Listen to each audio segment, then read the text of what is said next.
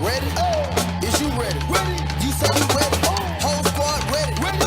Is you ready? Are you ready?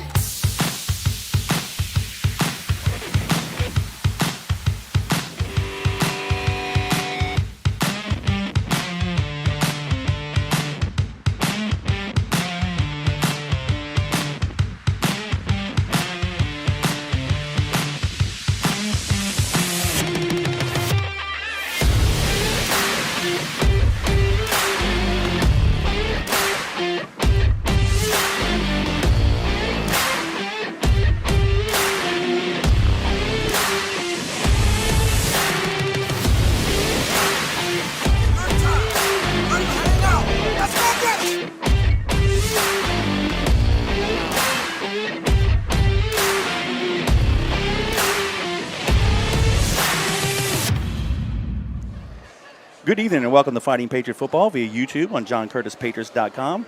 This year, John Curtis Christian School is celebrating 60 years of excellence and is continuing to build champions for life. Today's pregame is sponsored by Proud Yogi's Bears, Walter and Bill Sanchez, class of 1977, and younger brother Chris Sanchez, class of 1980. Proud Yogi's Bears, proud sponsors of Fighting Patriot Football. Alongside fellow John Curtis Christian alums Robbie Eutzer, Gordon Hebert, Billy Duncan, I'm Kevin Fayard. Tonight, we're at Joe Yenny Stadium in Metairie, Louisiana for the 2022 LHSAA Select Bracket Division I quarterfinal playoff round between the John Curtis Christian Patriots and the CE Byrd Yellow Jackets. The Patriots are the number 3 seed and have a record of 9 wins and 2 losses on the season, while the Yellow Jackets come into tonight's contest as the number 6 seed, and they have a record of 8 wins, 3 losses on the season. Last week, the Patriots defeated Jesuit by the score of 35-7. And the Yellow Jackets beat Ash 49-10. Billy, welcome to the broadcast. Thanks for filling in this week for Danny. I'd love to have you, and I'm glad you were able to fill in tonight. The Patriots looked very good last week in defeating Jesuit in that first round of the playoff after having a bye. But, as you know, in a single-round elimination playoff game, they got to be very consistent in all 3 phases of the ball game to defeat a very talented Byrd team. Yeah, of course. It's first game is something that you kind of settle into. The second game, you got to get a little better, and you got to be moving forward the whole way. As we know, there's still some great teams out there to play, and we're about to play a team that's pretty good. Yep. Byrd, traveled 5 hours. We know that because we played them 2 years ago. So they lead the overall series against the Patriots 1-0. That was the COVID year, 2020. We went to Shreveport and played Byrd in the semifinals, and that was a game where it was rainy, probably a little bit more rain than we have tonight. 14-13. Yeah, 14-13. 0-0 at the half, but the Patriots had an on-time down right before halftime at the foot line, and we fumbled the snap.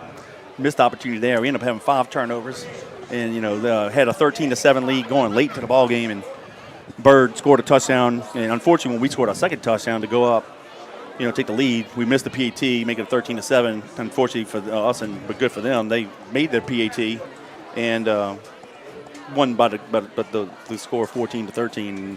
Well, of course, that made a long ride for us to drive back home in that rainstorm. So right. So good news is it's not raining. That's true. Field looks good. That's looks dry. And we're at home. You like to think we had the advantage, hopefully, So you would like to feel that way, and I think that if we just do what we know how to do, we're going to, be in good shape. Yep. So Byrd, like I said, they're the number 6 seed. They are a very good team. Defensively, they play a 4-2-5 defensive set. Offensively, they're a multiple set. They're very similar to Air Force. They'll run some wing T, some veer, some triple option. So, between them and our option, out of the veer offense, this game might be over with in an hour and a half, assuming no teams turn the ball over and they don't decide to start passing it. So this is almost like a throwback game, because now just about every team does the open spread offenses. We're going back to 1970s, 1980s with 2 teams here that run the veer, wing T. Right. I'm sure when Coach JT told the defense this week, all right, we're going to prepare against the wing T. These guys are like, what's a wing T, Right. So. Well, and I think most teams that come in and play us feel like they have to kind of resurrect how to stop the veer, and so right. But they practice that once a year. Yeah. And so maybe that gives us a little advantage, maybe not, but we do what they do, and they do what they do, and I think that this will be. I agree with you. I was looking at the stats from this year, and it's gonna be a lot of handoffs. Yep. Now their quarterback Lake Lambert, he's very good. He played against us last 2 years ago. He was more of a receiver, running back, and due to injury, they had to put him at quarterback, and he finished out the year at quarterback, but stayed there the last 2 years. He's done a great job leading their offense. And talking with Charlie Cavell, who's the voice of the Yellow Jackets, swapping some information through the week. They have a few injuries, a fullback, and maybe another receiver that may be down. So they're down a couple guys.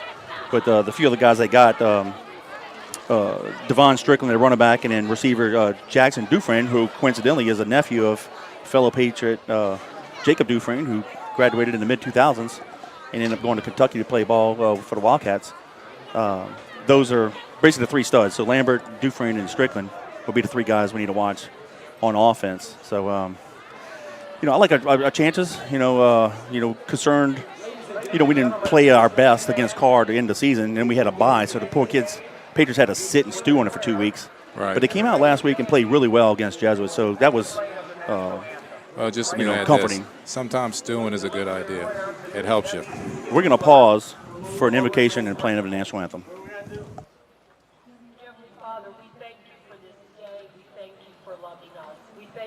Opportunity to play in this game tonight. We ask, Father, that all that we do and all that we say represent you and honor your name. We ask that you be with the boys and the fans and the girls on the sideline, that you keep all of us safe. Bring us all back safely together at our schools on Monday. In Jesus' name we pray. Amen. And now the playing of the anthem and the flag will directed by John Curtis.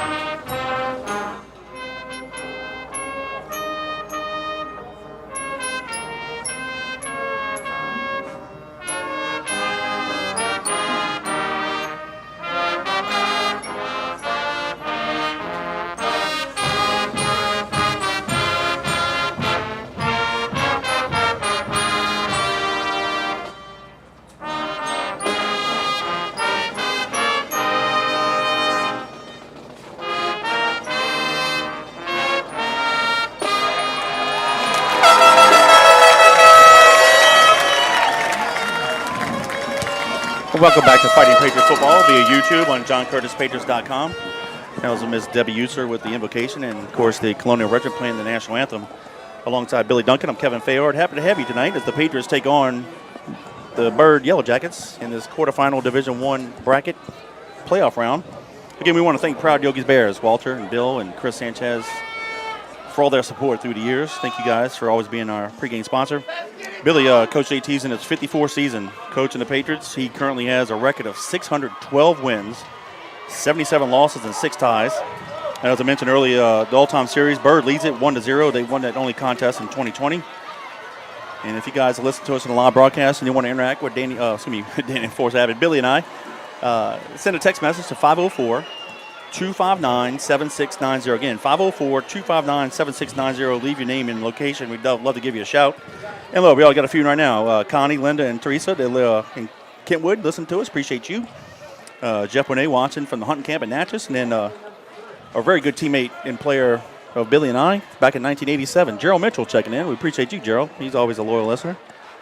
So thank you for y'all's listening in and supporting our broadcast. Right. We appreciate you guys. Yeah, it's kind of a time right now where you're a little nervous. Jogging back and across. Yeah. Getting ready for JT to call you in. Yep. I think back in the day. You used to have a little pregame ritual, right, Billy? Yeah, he was checking in with me to make sure it happened. That's funny. I think the only time we lost was when it didn't happen. But that was a coincidence, I believe. I don't think that was real. I hear you. Each team is in their respective end zones. We still about 6 minutes away from the opening kickoff. I want to give a shout out to Steve Downey, fellow Patriot in Gilbertown, Alabama. He was the on our 1975 championship team. He's the one that kicked the game winner in PAT. We appreciate you, and got a chance to see Steve a couple times this year. He made the drive into Hattiesburg when we played Oak Grove week 3, and then, of course, came in for the Hall of Fame weekend. Walter Eckert checking in from Los Angeles. Appreciate you, Walter. Good to hear from you. Donald, Nicole, Bubby, Gabby watching the Harahan. Jason Cortez checking in as well. It's good to see him yesterday at the devotional. And then Kerry, class of 1994, watching that work. Hey, let's toss it down to Coach JT and the boys behind the run-through. 24 minutes now, let it hang loose. And here come your Fighting Patriots of John Curtis Christian School. The Patriots are occupying the near sideline, which is the west sideline, wearing their white helmets, traditional blue home jerseys, and white pants. Byrd is on the east sideline. They're in their yellow helmets, white jerseys, and white pants. Giving a shout out to Tallahassee's big brother watching us from work in New Orleans. We appreciate you. Thank you, guys. Poppy's in Destrehan. All right. So it looks like we got quite a few Patriots and Patriot fans listening in tonight. Appreciate you guys. Again, that number is 504-259-7690. Love to hear from you guys. Billy's been 35 years, 34 years for us. I know we're dating ourselves here, being graybeards.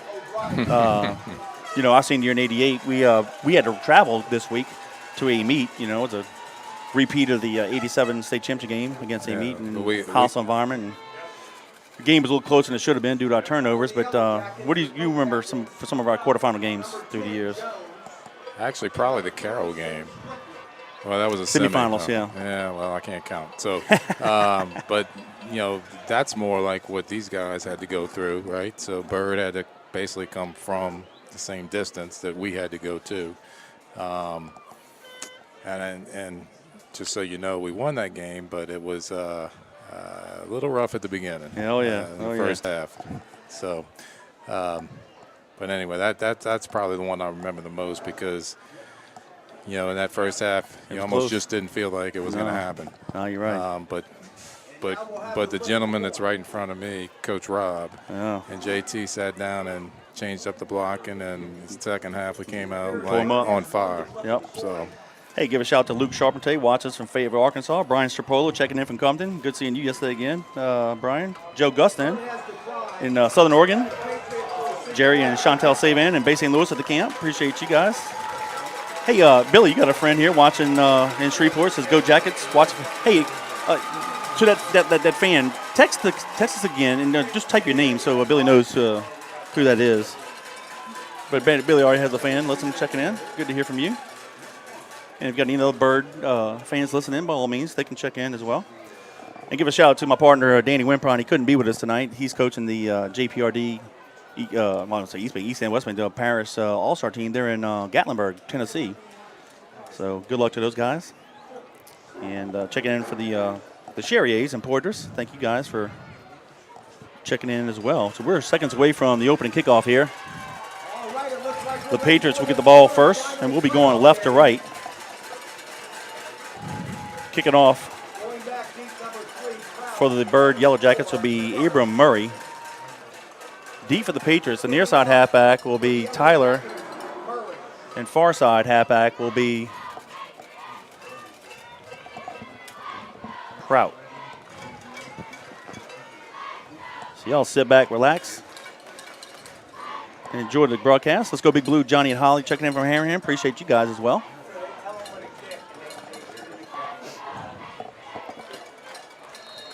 So Billy, it'd be nice for the Patriots to get this nice return, and put a little drive together and hopefully get some points. Peters family also checking in Atlanta. Appreciate you guys. They're on vacation. And here is Murray's kick. And it looks like Prout's going to pick it up at the 1 yard line. Middle return. Hit the hole. 15-20. Nice return here. 25-30. And he's going to be tackled in the 34 yard line. So that's a great job by Prout. Good start.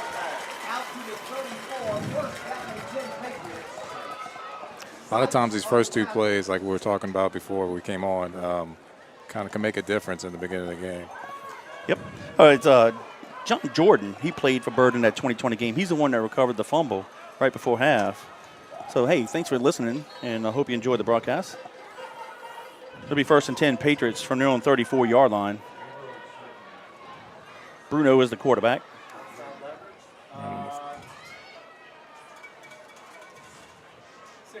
We'll do the counter to the left. Oh, look at that. And that's going to be Smith. He bounces it to the left, crosses the 50 into Byrd territory. So you got to like that on the first play of the ball game. Yeah, I think it was me who was bringing up the counter that we Haven't hadn't seen it for a run long too time. much, and it might be about time.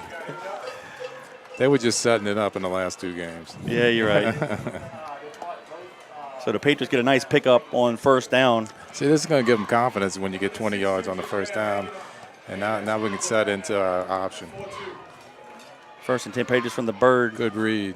49. Bruno keeps it, crosses the 45, and needs to be tackled near the 43-yard line. So good job there by the Patriots.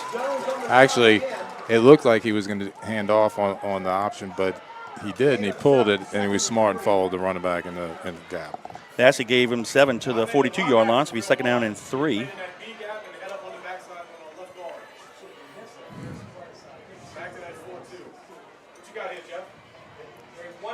Twins receivers near side. Ball not quite in the middle of the field.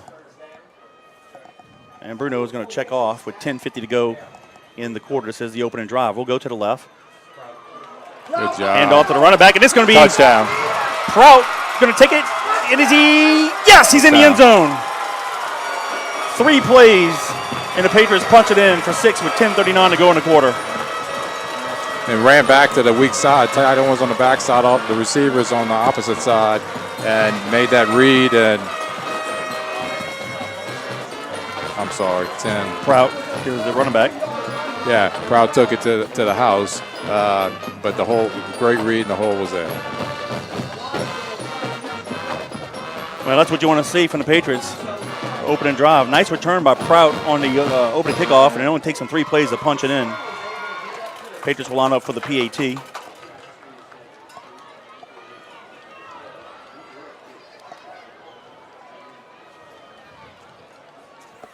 Here's the snap. Plays kick is up. And it's good. So with 10:39 to go in the first, it's now the Patriots 7, the Yellow Jackets 0.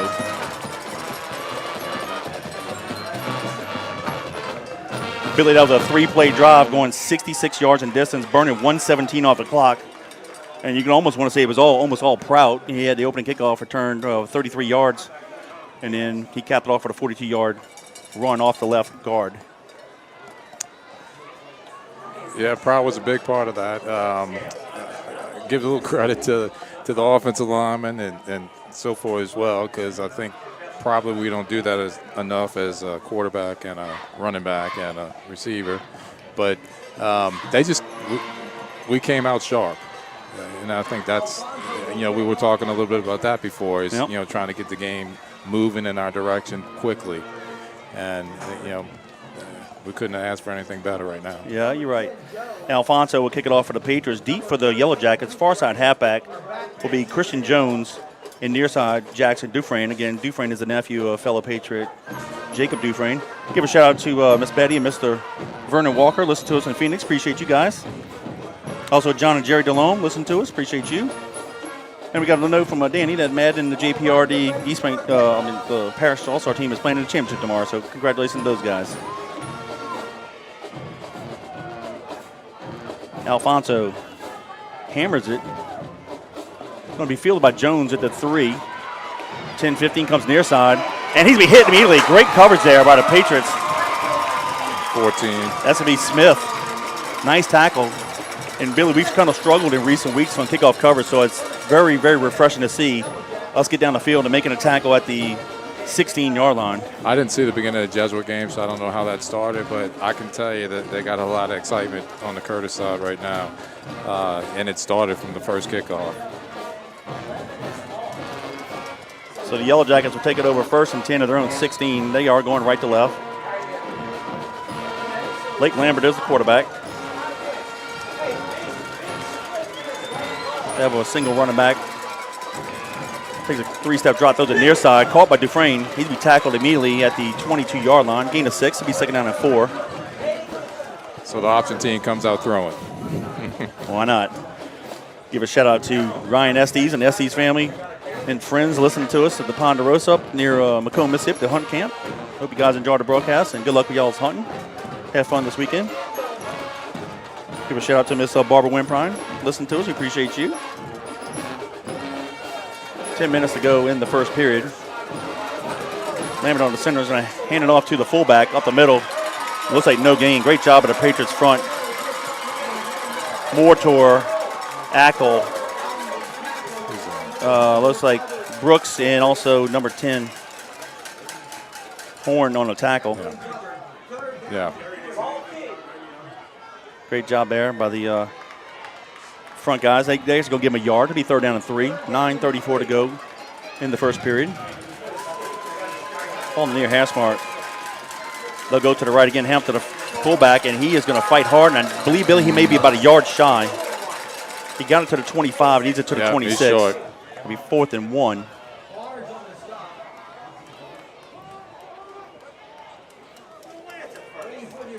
They gave him the first down. Wow, I don't know about that. They gave him the first down. They sure did. Wow. All right, well, first down, Byrd. Because originally the spot was on the 25-yard line. Yeah. But where the ball's sitting now, it's not, so it is the first down. All right. Well, this gives our defense another 3 downs to make it stop. 8:50 and counting. They'll send the wing back in motion, top of the field. Lake Lambert keeps it, goes to the right. And needs to be hog-tied after a short gain. Let's give him 2. Brooks, 84 on the tackle. Yeah. And for you Byrd fans that may be watching, I'll explain after this play. Wing in the Twins near side. They'll have a wing back to the top of the field as well. Yeah, and we're running our 50 front. Yep. Strickland is the lone running back, fullback, behind Lambert. They'll pitch it to the far side. And great coverage there by the Patriots defense. Force him out of bounds. On the 23 on the tackle there for the Patriots. This will be Anthony Smith, A.J. Smith. Yeah, the cornerback on the far side, Weibel, is the one that forced him back inside. He did. That's right. That was Malachi Johnson on the coverage. The carry, excuse me. Hey, let's give a shout out to Michael Maples. Listen to us from Covington. We appreciate you, Michael. They gave him 3, so it's going to be third down and 7. The ball's will be placed in that hash mark top of the field, so the field of play is near side. Lambert, play action pass, rolls near side. Fires it, incomplete. Had it tight end, kind of open, but he wouldn't have gone too far, so the Patriots defense bow up and stop him. They'll force a punt with 7:23 to go in the quarter. Go ahead, Billy. I was just going to say, Lake kind of didn't give him a good ball there either, so it was a fastball 10 yards away from him. Nice. Hey, give a shout out to my sister and brother-in-law, Wendy and Eric. Listen to us from Plano. Appreciate you guys. All right. Got the Alfonso Champagne Richards family watching from the camp. Appreciate you guys. Thanks for checking in. So the old school Patriots know that we were pretty good at returning punts, so let's see what happened. And Prout's the guy to do it. Ball's should be perfectly picked up at the 31. Up the middle to the 40, and it needs to be tackled around the 43-yard line. So a nice little return there by Prout. Yeah. So with 7:11 to go in the quarter, it'll be 1st and 10 Patriots. That was set up perfectly for him. That nice little short hop bounce. So let's see if the Patriots can build on the momentum on that opening drive as they took it 66 yards on the previous drive for 7. Ball is placed in that near hash mark. Gabriel, the near halfback, and Prout, the left side halfback. We'll send Mitchell in motion across the formation. Hands off to Prout over the center, and he's going to get it to the 45. Gain of 2. It'll be 2nd down and 8. Yeah, just a 30 base up the middle. Hey, Roy Bacata, class of 82, checking in. His grandsons are PJ and AJ watching. Appreciate you. The Monahan crew. Monahan crew, excuse me. I've been butchering that all year long. I'm going to get hooked on phonics one day. I'm going to say their name correctly. They're listening in Harahan. We appreciate you guys. Matt Jr., Angelina, and Rodney. Says go Big Blue and go Bubba, number 7. We'll send Turner in motion across the formation. Bruno rolls to his left. Fires it deep curls. We caught. Very nice. By Mitchell into Byrd territory at the 38-yard line. Nice pitch and catch there between Bruno and Mitchell. Yeah, Dagan threw it right when he needed to. The curl route came, but it had ball already headed to him, and great pass. Patriots quickly to the line of scrimmage. Ball in that left hash mark, top of the field. Will come near side. And I believe that was Smith, the halfback, takes it over to right guard, and he gets it to the 35, gain of 3. Second down 7. Give a shout out to my parents, Lionel and Sue Fayard. They're checking in from Plano. Appreciate you guys. Happy Easter to y'all. And also we'll give a shout out to Nathan Gorbach. He's in the band, the Colonial Regiment. Of course, the band's undefeated this year. Twins receivers near side, ball in the middle of the field. Will come to the right. Bruno keeps it. He's to the 30. Fighting hard, dragging the defensive back to the 24-yard line, maybe the 23. Let's see what they spotted. Yeah, they got it 23. And Billy, that was a good read there by Bruno. Good read. Good job following the running back again, and he was able to fight for 9 yards. Broke about 3 tackles on that run. Yep. Patriots will keep Twins receivers near side. Ball is placed on the left hash mark, top of the field. 1st and 10 with 5:23 to go in the first.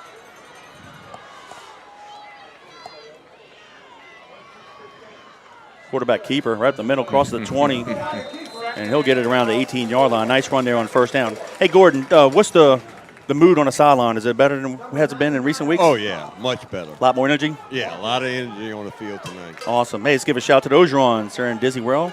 Coach Malcolm, thank you. Hope you and Jody and the boys and the girls are enjoying y'all's time out there in Orlando. Gain of 5. 2nd and 5. Same formation, Twins near side. We'll do the counter near side and credit Bird's front, and they may have forced a fumble. We went nowhere. The ball, I think, Billy, looked like they hit the quarterback and running back right at the mesh point behind the line of scrimmage. They did. And they got the fumble. Yeah. So they're going to recover it at the 19-yard line to be 1st and 10 Bird now with 4:36 to go in the first. I mean, that's the danger in that play. If that backside end was shooting down and he met the mesh point. Yep. Give a shout out to the 4A family. Robin, she's a teacher at John Curtis, and Julia, she's a JCCS alum. And Sophia, current student. Appreciate you guys. Yeah, missed opportunity there. The Patriots were driving, had some momentum, but didn't hold the ball. But credit Bird's front line. They got in the backfield and forced a fumble. 1st and 10. Lambert hands it off to the fullback, maybe 2 to the 21-yard line. That looks like they Strickland on the carry. You know, when you're in these do-or-die situations, when I say, do-or-die, single elimination playoff games where every week's a season, so to speak, the turnovers are magnified. The penalties are more magnified than what they are during the regular season. You got to take advantage of the opportunities. Yeah, I agree. I mean, of course, I got to agree to that. And now the Strick again up the middle.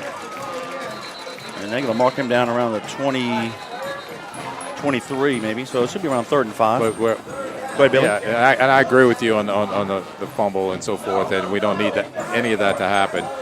But I don't see our excitement or our energy slowing down at all. The defense is shutting them down at the moment. Right. And, that one play is not going to stop us for the game, for sure. 3rd and 5 with 3:32 to go. Got to do a little misdirection up the middle, and they could be about a yard shy of the 1st down. Let's see, that is number 27 on the carry. That's going to be Tyler Nichols. Well, here's the advantage our defense has over other defenses that maybe Byrd might be playing, that we run the option. Our defense sees the Veer offense daily. Right. So all we have to do is just dust off the defensive playbooks on how to defend the wing tee. Sure. Multiple option type games. So. And they got the same thing, right? So they see their own team Yeah. all the time. So Give a shout out to Randy Mathern. Listen to us on Bayou Gosh. Appreciate you. Bruno is the quarterback tonight. We have a fan asking if Bruno's playing. He is. Line drive. Wow, what a kick. That's going to drop Prout way back over his head. Bounce. Nice roll. And it's going to be down at the 11, maybe the 10-yard line. So what a kick by Murray. Flipping the field for the Yellow Jackets. So with 2:35 to go in the first, it'll be 1st and 10 Patriots. You know, that ball got way over his head. From the but, 10-yard line. Wow. you know, the ball got way over his head, but at the same time, you know, they practice through the week, and they know where the punter punt, and they tell him where to set, how much far down the field. The punter just caught the ball real well, and Prout did a good job of not getting too close to it and making anything worse. I mean, I think there's nothing he could do there. No, he killed it. So credit Murray for flipping the field. Ball in the middle of the field. We'll go with Twins receivers near side.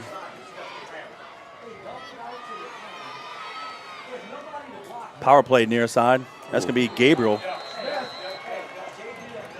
Smith, number 14. Give him 4 to the 14-yard line. He kind of hurdled through the line. If he could have landed it, he might still be running. He looked about as nimble as you were back in the day, Billy. Right now, I'd be looking to you to throw it, for me to throw it to you. I hear you. I'll take that all the time. Twins receivers near side. Hands Good up job. to Gabriel. Power play. And he's going to get to the 20. And that should, 21-yard line, should be enough for the first down. Let's see where they spot it. Gordon, can you tell if it's going to be a first? Yeah, it looks like a first down. Great. Thank you. Got it right to sticks. 1st and 10 Patriots from the 21. Under 2 minutes to go in the quarter. The Patriots lead the Yellow Jackets 7-0. Of course, you can interact with Billy and I, 504-259-7690. We'd love to hear from you guys. And if you're a Byrd fan, give us a shout out. We appreciate it. We'll go to the left. Hold the ball. Bruno kept it. Got it to the 25-yard line. It's a good read by Bruno. It was a little tight in there, but it's a good read by him. Gain of 4, so it'll be 2nd and 6. Talk about that. I ask Billy, Danny every once in a while, but Billy as a quarterback, how hard is it to read? You got a fraction of a second to give it, pull it, and pitch. If you're staying in, if you're staying with inside, let's go to this play. We'll talk about that. All right, there we go. Ball in the middle of the field, 2nd down and 5. We'll go to the left. Play action pass, back near side. Bruno, nice, beautiful pass to Mitchell. Oh, they're about 2 yards too far, but I like the play, I like the route, and the execution. I tell you what, Bruno does a great job with his play action pass. He gets down real low, and it's hard for the defenders to read it as a pass or run. And the two games I've seen with Bruno, I feel like that pass, the longer passes down the field, he has a good touch on them. Yes. And he's able to set it right in there. Just a little too far. 3rd down. Third and 7, Yep. 6. We'll go to the left, hands it off, and that's going to be Gabriel. It's going to be at the 29. We're about 2 yards shy of the first down. Gain of 4. We needed 6. And we'll probably punt it here, and we will. Yeah. We'll send a punt team in. You know, but you are starting to see, maybe not in this part of the field and this early in the game, but you are starting to see more and more people. If it's a yard, half yard, just run up the line and quarterback sneak, or so forth. Alfonso to punt it. Dufresne's going to stand back around his. Yeah. And is there a timeout? There is. Byrd called timeout. So with 23.6 to go in the first quarter, timeout charged to the Yellow Jackets, but it's the Patriots 7, the Yellow Jackets 0. Yeah, we'll go back to that fan, the Yellow Jacket fan that checked in. He said he was the defender that recovered the ball. That was a great game. To his point, that was a great game. The Patriots and Yellow Jackets had 2 years ago. 0-0 at halftime, and we had the opportunity to punch it in, and just quarterback dropped the ball. I don't know if it was wet or what have you, or maybe he pulled away too early, what have you, but nonetheless, a missed opportunity. It was just a great high school football game. Obviously, you can't, if you don't win a turnover battle more times than not, you lose, and we had 5 of them. They had a few turnovers as well. How many have we had against Covington? 7? It was a lot. It was a lot. But I tell you what, the Yellow Jackets and Patriots didn't play in the monsoon. You and I played back in '88. There was a flood, but oh my goodness! But No, that was a great game up in Shreveport. Unfortunately for the Patriots, we went to losing in on that one. Alfonso, that's going to be Mitchell punting it, and he shanked it. It comes near side. It almost looked for a second that he might have thought about taking off and running with it. Let's see where they're going to mark it. They're going to mark it at the Byrd 43-yard line. So with 16.7 to go in the first, Byrd will have it 1st and 10, pretty close to midfield. Yeah, it did look like he was thinking about taking off and running. But if you do, you better make it. Yeah, you have to explain to the coaches. A little too tight, and he's still talking to one of the coaches. So. Yep. All right, here we go. 1st and 10, Yellow Jackets. Wing T here. Yep. Quarterback keeps that's Lake Lambert. And they'll give him 2 yards to the 45-yard line. He's 2nd down and 8. And I believe that should be the last play of the first, but the clock just went crazy. And the clock on the scoreboard says 6 minutes, so somehow we went from 16 seconds to 6 minutes. Hey, give a shout out to fellow Patriot coach Jonathan Malis. He and his family watching in Monroe. They're visiting their folks for Thanksgiving. Happy Thanksgiving to you and your lovely wife and family. Hope y'all are doing well. Jonathan is the defense coordinator now at Bruley, doing a great job there. Rusty Kirkland, fellow Patriot class of 68, checking in from Lake Charles. Appreciate you guys, man. Always good to see you, Rusty. 2nd and 8. I don't know still the clock is, like I said, jacked up because it was 16 seconds to go. Now it says 17, so they're going to keep the time on the field. Anyway, I don't think Byrd's going to want to run and play here. They may just let the quarter expire. Yeah. And they will. So we'll go ahead and flip the field. So after 1 quarter of play, it's the John Curtis Christian Patriots 7, the C.E. Byrd Yellow Jackets 0. Billy, that first quarter of action, the Patriots' only score was at 10:36 to go in the first period. They had an opening drive of 3 plays going 66 yards in distance, burning up 117 off the clock. Prout took it in from 42 yards. Alfonso added a PAT, and that's the only score of the ball game. Your thoughts so far? Well, we came out fast, obviously. And then both teams we knew Byrd's not going to let us go 3 plays, and be up 21-0. Right. So, they settled down a little bit, and they're getting themselves situated to where, now it's a game. Yeah. And I still think that we kind of have a little bit more on them, but at the same time, it's becoming more of a tight game as opposed to long runs. We'll figure it out. Hey, let's give a shout out to Walt Sanchez. He's one of our pregame sponsors, Walt, Bill, and Chris Sanchez. He's got a bunch of people over at his house, so he's telling me he has to sneak into his bedroom to watch the score. Hey, you know what, Walt? Put it on the big screen. Let everybody see it, man. It's your house. All right, here we go. We're going to flip the field here. Bird's now going left to right. 2nd down, 8. Ball at their 45-yard line. Ball in the middle of the field. Lambert, play action pass. Backside throw, looks like. Has a post, has a guy wide open. It's Dufresne. Caught! Inside the 10 and be 1st and goal. Beautiful route by Dufresne. Play action pass, and he just laid it up, and Billy. He just ran by our guy because our perfect guy, execution. We had good coverage for half of the route, and when the ball got him there. But there's a flag on the field, or did it fall at the referee's pants? Gordon, is there an actual flag, or was that an accident? Did the flag just fall at his purchase? They talking. Roughing the passer. So it's on us. So probably half the distance of the goal now. So instead of 1st and goal from the 8, it'd be 1st and goal from the 4. Hey, Billy, Craig Gambino checking in. He just wants to give us a shout out. Good to hear from you, man. Good to hear from you, Craig. All right, 11:51 to go in the half. 1st and goal, Yellow Jackets from the Patriot 4.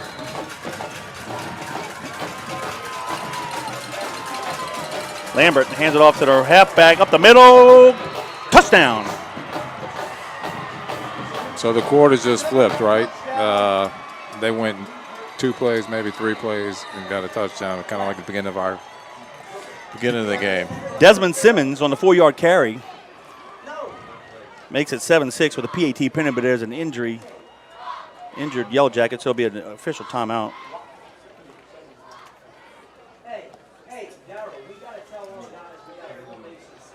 And a short punt set up the Yellow Jackets in great field position, but the key play, Billy, was a long pass from Lambert to Dufresne. So, yeah, Brosette with a 4-yard touchdown run. Just right up the middle. They just shoved it down our throats.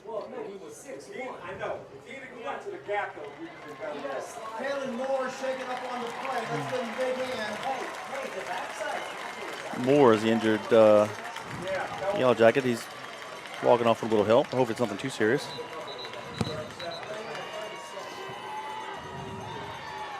All right, let's see if we can get a block here on the PAT. Murray will kick it.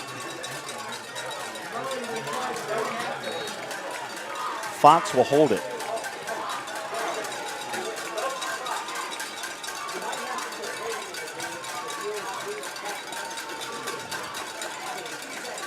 Here's the snap. The plays, kick is up. And it's good. So with 11:41 to go in a half, it's now the Patriots 7, the Yellow Jackets 7.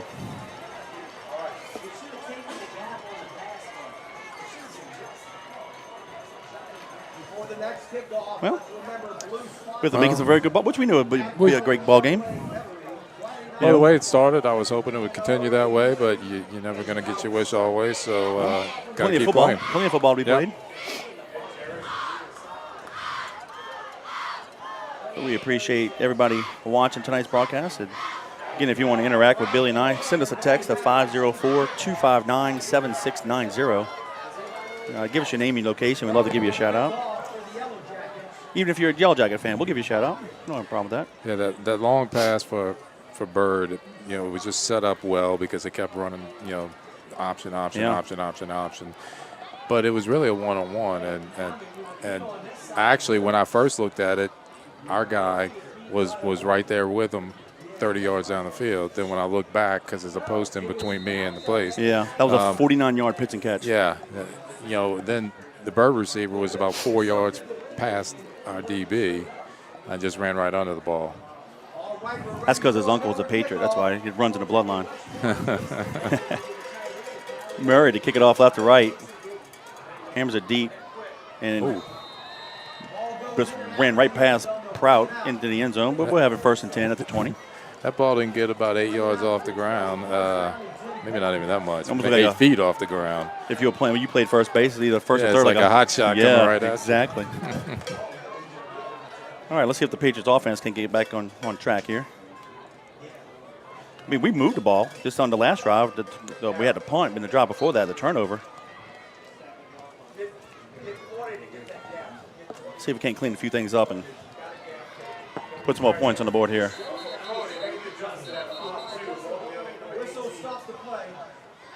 There's an official timeout. I don't know.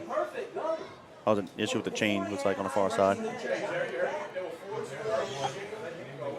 All right, balls will be placed in the middle of the field. The two halfbacks, the right halfback will be Gabriel, the near side will be Prout. We'll send Prout in motion to the top of the formation. Hands off to Gabriel over to center. And he got it to the 23, gain of 3, 2nd down and 7. Yeah, it's up at 24. Yep, they gave us an extra yard. All right, we'll take that. 2nd down 6 then.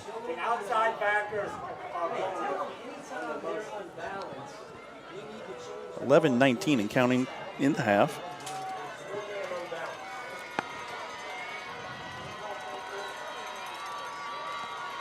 Same formation. We'll send Prout in motion again. This time we'll go to the right. Johnson gets the handoff, and Billy, he is bulldogging his way to the 31. Should have enough for the first down. Should be a gain of 7. And he's our biggest back. He's close to 200 pounds. He's officially right at. Yeah, he dragged 2 guys for that first down. It's a nice run there by Johnson.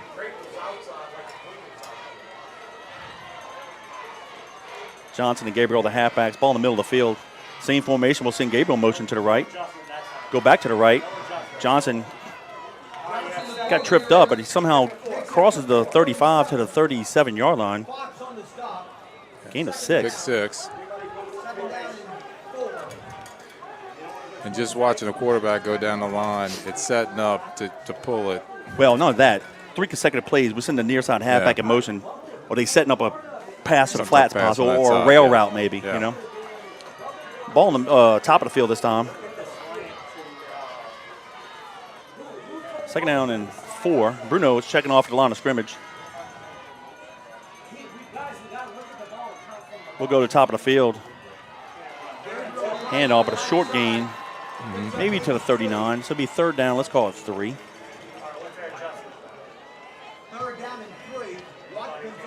Here's an update.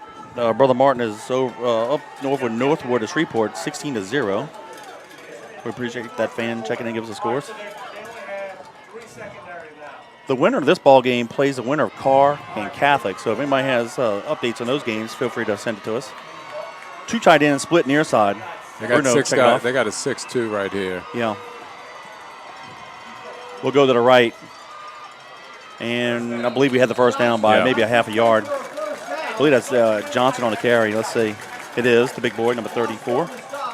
You know, and I kind of enjoyed when the 6-2 would come out against us when we were playing, because you miss a tackle and the running back's going for a touchdown. Oh, yeah. Especially the backs that we had back in the day, too. Yeah. Here's an update. Catholic 7, Carr 0 in the first quarter. Thank you. So, again, if you fans don't mind updating us, we don't mind giving out the updates to everybody.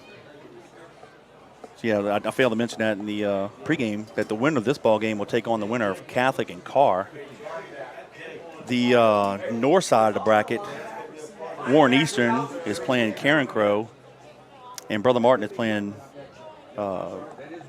Northwood or Shreveport. Yeah. Here's a score update here. The fans 14-0 Karen Crow over Warren Eastern in the second quarter. We appreciate you guys. Thank y'all. There's an injury timeout. You know, the weather's kind of goofy. It's been cold for like the last, week and a half or so. Now it's kind of somewhat muggy. Looks like this poor Yellow Jacket has a cramp. You know, we've had those kind of games. I remember, matter of fact, our junior year, we played a game here against Northside the day after Thanksgiving. And it was kind of, didn't rain, but it was just one of those muggy November nights. And I remember we were pumping fluids.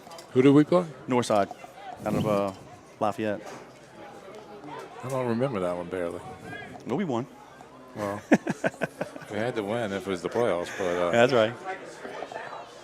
Northside. Yeah, they had some fast guys on that team.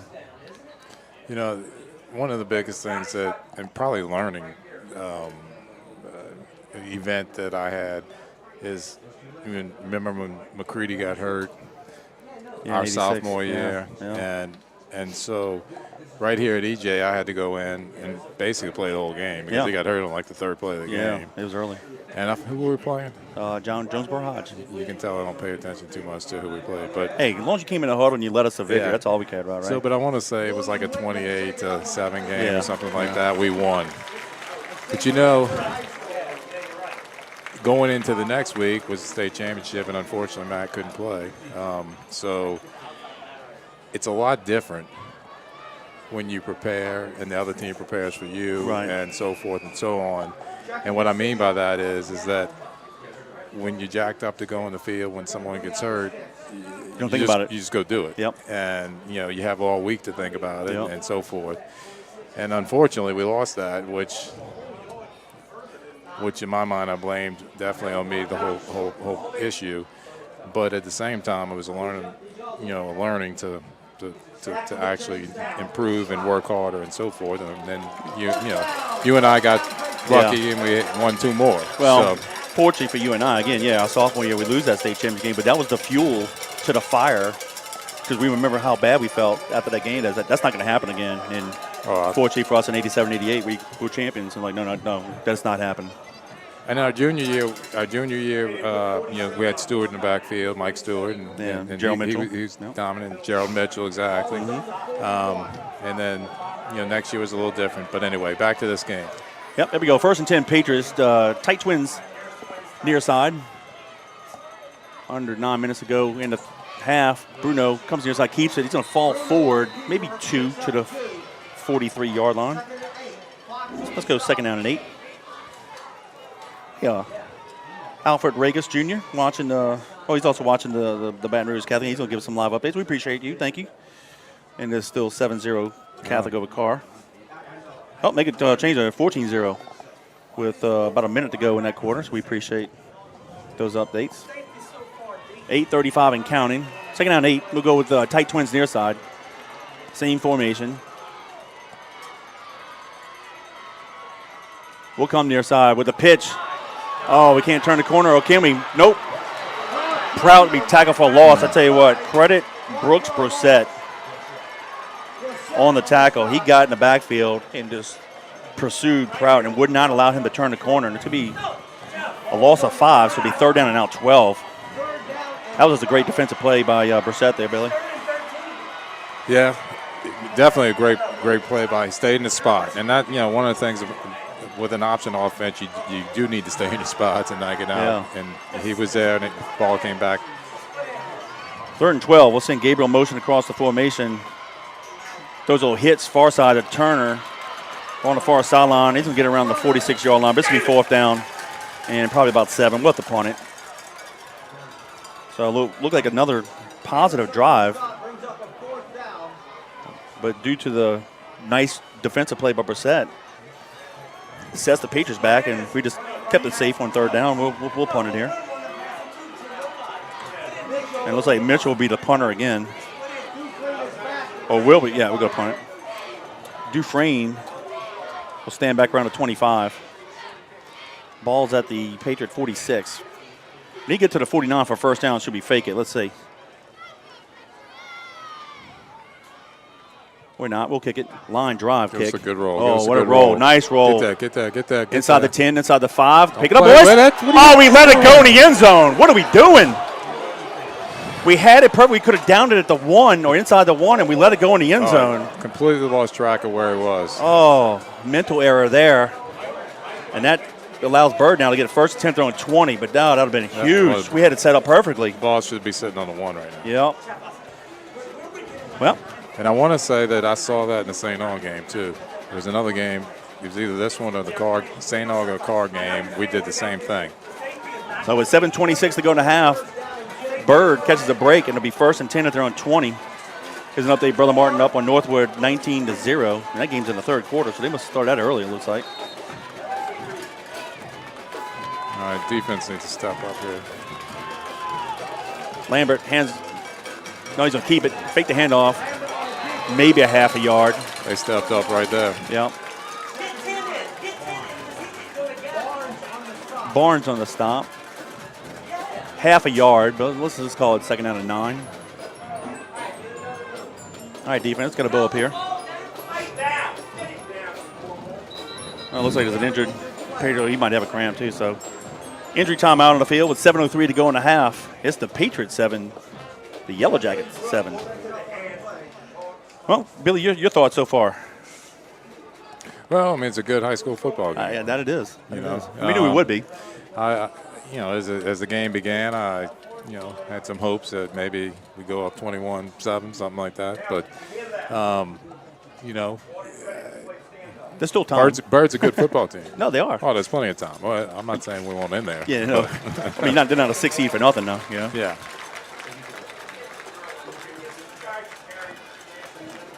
Very capable. It's like Brooks is the injured Patriot.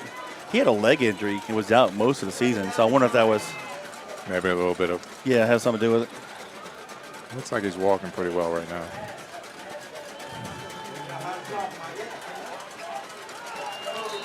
All right, 2nd down 9.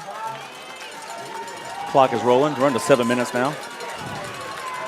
A little double wing of a split to the top of the field. They hand it off to Strickland up the middle, and he's going to fight hard to the 24-yard line. 3rd and 6. Yeah, he was first hit right at the line. Picked up 3 from there. Yeah, Strickland's the 5'10", 196-pound running back. He got some power on him. 6:32 and counting. So Dufresne is going to be the lone receiver at the top of the field. Let's see if they try to do some kind of one-on-one. with him. They'll line up with like a little. He'll line up to the top of the field near the line of scrimmage. Option top of the field. Lambert pitches it late. The ball's loose. Ball's on the ground. And Patriots can't scoop and score. Go. They're trying to. There we go. We got it. Touchdown Patriots on the scoop and score. And that is number 2. Callio. The ball bounced right up on the 5, right in his hand. Yeah, but for a split second, I thought we were going to kick it out of bounds and not get it. But Callio scooped it up and picked it in for 5 yards. And with 6:04 to go in the half, the defense gets the turnover back for the touchdown. Great job of the defense, forcing the fumble. Yeah, the defensive line was blowing up the line the last 3 plays, and they got in the backfield there, and the ball ended up on the ground. You know, the way that ball was bouncing, like, you know what, stop trying to pick it up, just fall on it, you know. But Callio got the fortuitous bounce at the 5, scooped it up and got it in there. Patriots line up for the PAT. Alfonso to kick it. Snap. Plays, kick is up. There you go. And it's good. So with 6:04 to go in the half, it's now the Patriots 14, the Yellow Jackets 7. And it looks like the first quarter in Baton Rouge is over, and the Catholic Bears lead the Edna Carr Cougars 14-0. Does anybody out there know who started for Carr at quarterback? Yeah, A.J. Samuel did. He did? Mm-hmm. Okay. Well, the Patriots missed an opportunity on the punt, had an opportunity to down the ball inside the 1-yard line, and we don't. Carr, obviously, Byrd got the ball at the 20-yard line and drove it to the 24-25-yard line, and on third down forced a fumble. So great job by the defense bowing up and getting the turnover and getting some points. And the defense has stepped up pretty much the whole game so far, except that 50-yard pass. Yeah. They put them right in a good spot. Well, Billy, here's an opportunity here for Byrd. 6:04 to go in the half. If they could put some points on the board, it'd be huge because it's almost like stealing possession. They get the ball to start the second half, so the defense has to bow up again, make another stop. Jones, the near side halfback. Dufresne, the far side for the Yellow Jackets. They're going to stand around their 5. Alfonso to kick it off from the 40, going right to left.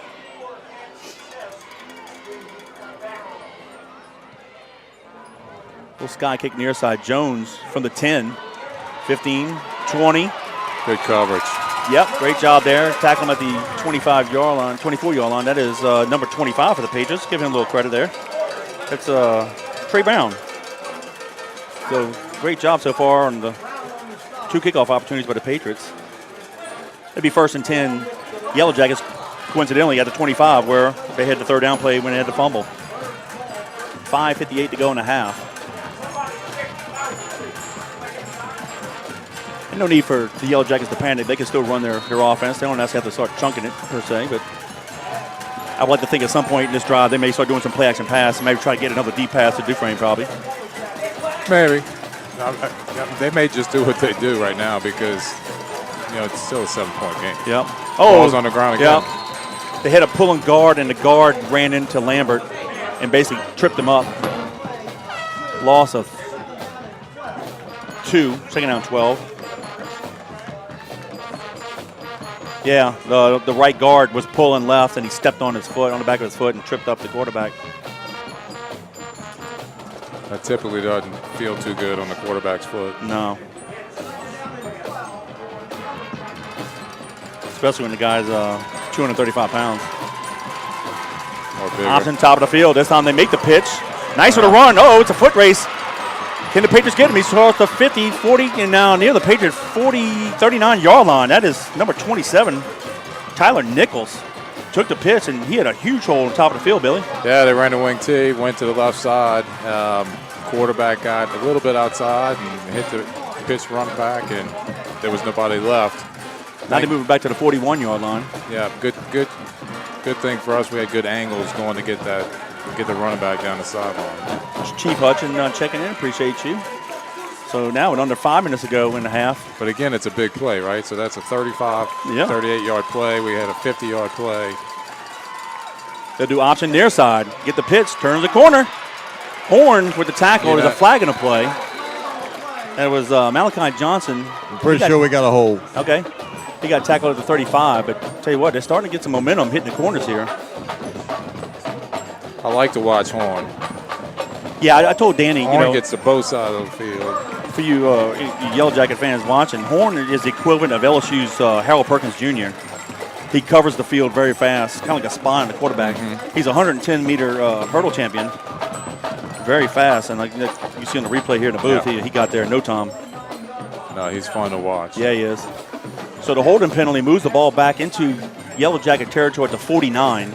They have to get it to the Patriot 31 for a first down. 4:43 to go in the half. First and 20. Ball in near hash mark. Lambert hands it off to halfback going left. There you go.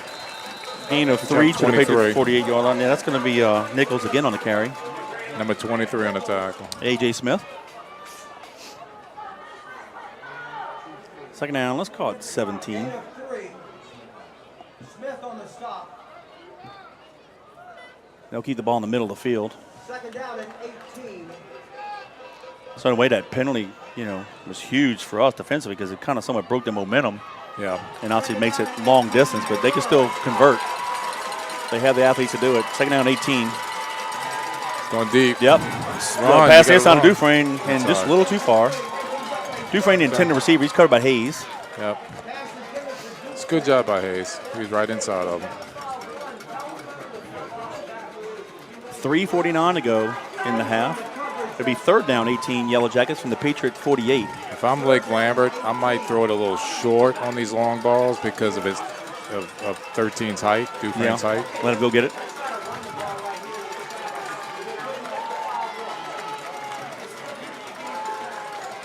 Eight seconds to go on the play clock, and it looks like they don't have to call timeout. They're in no. Yeah, they don't even have a play call. They're going to call timeout. Smart move. But they haven't. Play clock is dead. No, that was it. 4 seconds, 3 seconds. Okay, there you go. So with 3:49 to go in a half, timeout charge to the Yellow Jackets. But right now it's the Patriots 14, the Yellow Jackets 7. Right, you're an offensive guy.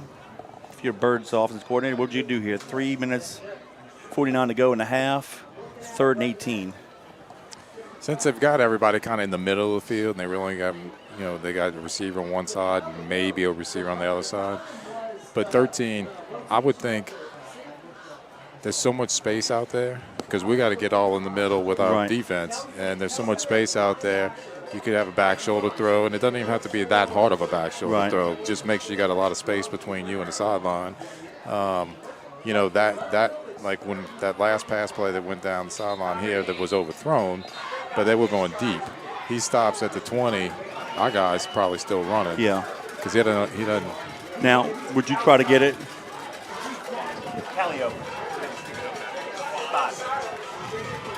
Would you try to get it all here, or maybe hit Dufresne and make it even short and go forth in a couple yards? I guess we'll see what happens. Yep, there we go.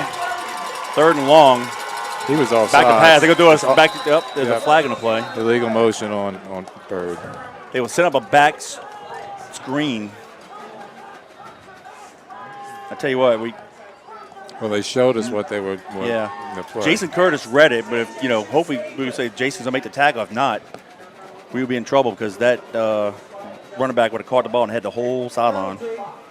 But illegal procedure will now make it third and 23. DeLotte comes in at linebacker for the Patriots. Got nickel back. So 5 defensive backs here. We're going to go with a 4-2-5 defensive set here. Just be smart, make a tackle. Yep. Get the punt. All right, Dufresne's the receiver near side. They're going to do a reverse. Reverse to Dufresne. Oh, Smith almost has him back.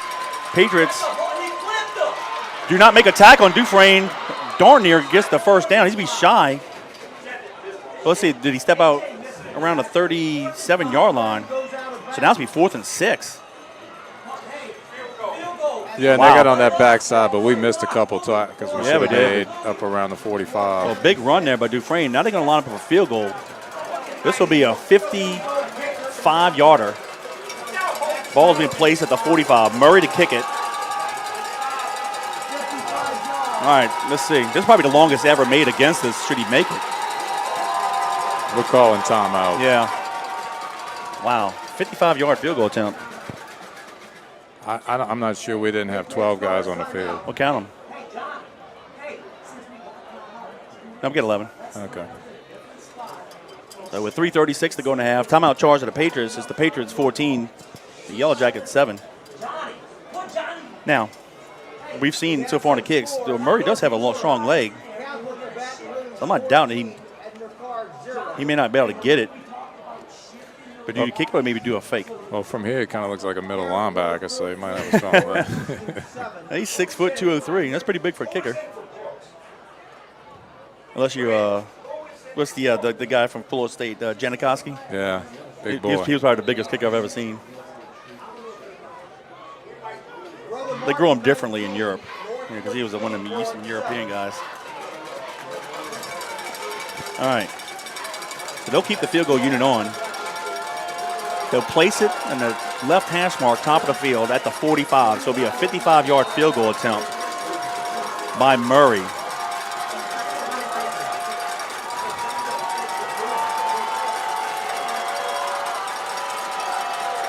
Snap. Place. Block! Mitchell, Turner blocked it from the next side.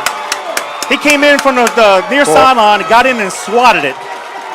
And the Patriots will get the ball. The ball rolled out of bounds at the 50. Huge. Great play by Mitchell. Huge play. We had a block early in the year against Holy Cross, I believe, was Drake blocked it, and actually Turner scooped and scored. This time, Turner blocks it. So with 3:30 to go in the half, it's 1st and 10, Patriots at midfield. Beautiful play by the special teams. Ball on the top of the field, right hash mark. Bruno checking off the line of scrimmage. We'll go to the right. Bruno keeps it. No, excuse me, he didn't hand it off. I'm sorry. He got it to the 47, so gain of 3. Second and that was Gabriel. He did so well carrying the fake after the handoff. I thought he still had the ball. Well, he almost had no choice because they were pulling. There you go. Catholic 17, Carr 0. They made a 47-yard field goal, the Bears did. That would be a huge upset in Baton Rouge.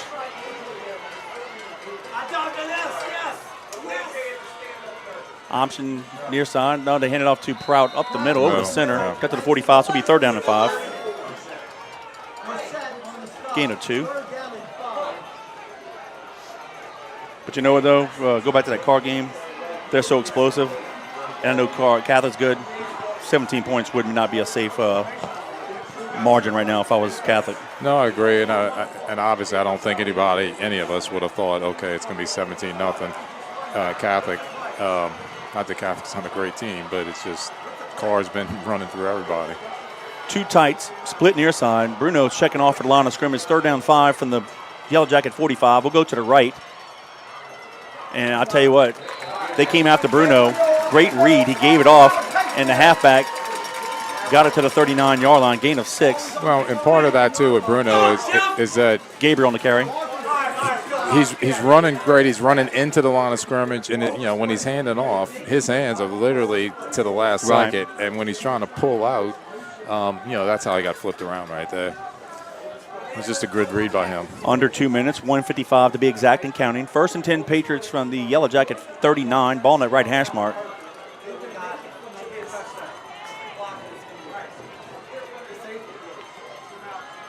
They throw a backside slant to Turner. Incomplete. 2nd down 10.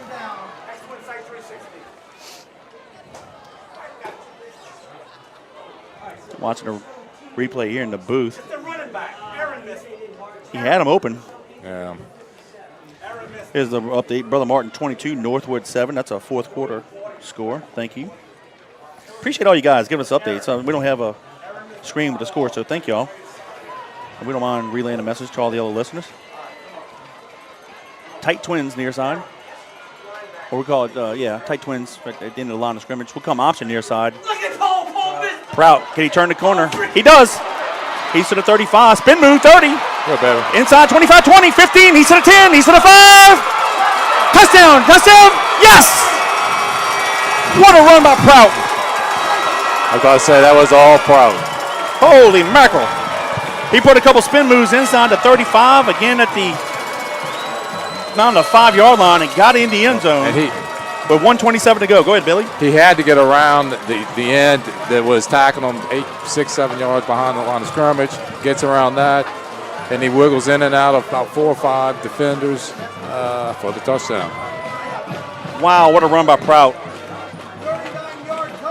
39-yard scamper to add that to his 42-yard run. Yeah, and again, that's from a play that was kind of, I wouldn't say it was busted, but it was in bad shape if you didn't have that skill here. Patriots line up for the PAT.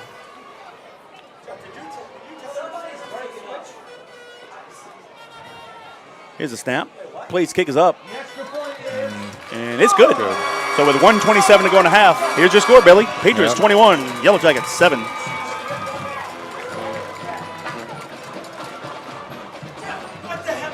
That was a 5-play drive, going 50 yards in distance. 2 minutes and 3 seconds burned off the clock. Proud with a 39-yard touchdown run. Alfonso adds a PAT, and there's your 14-point difference. As the Patriots lead now 21-7. Hey, let's give a shout to Frank Pugler. He's watching Laplace with his 91-year-old mom, Beverly Pugler. Well, hello, Miss Beverly. Thank you all for checking in. We appreciate y'all.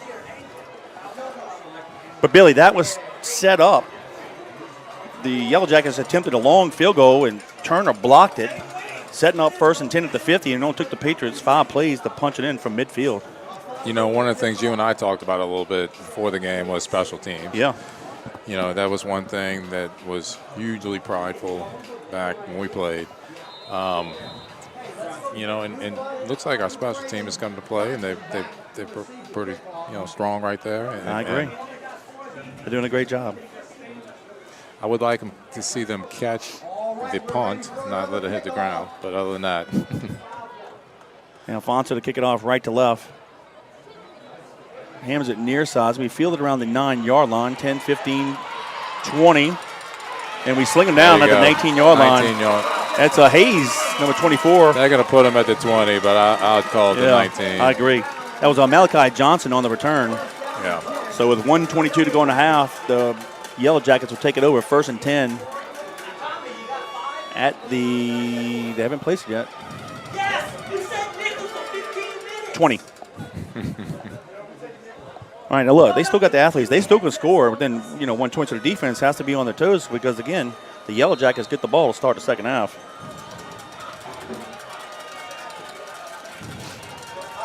All right, their best receiver is near side, Dufresne.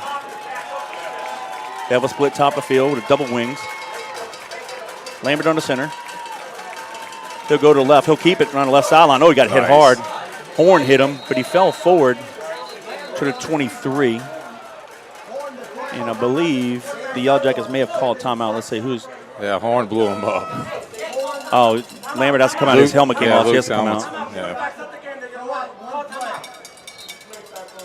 I think I just called Lake Luke. So sorry about it did that. not. There wasn't a timeout charged by any team. No, they changed quarterbacks right here. Yeah. Yeah, Galman is the quarterback. Hit him hard. New guy coming in. I hand it to Strickland. He goes off the left guard. Yeah. Gets it to the 26-yard line. Now the Patriots might have called timeout. Let's see.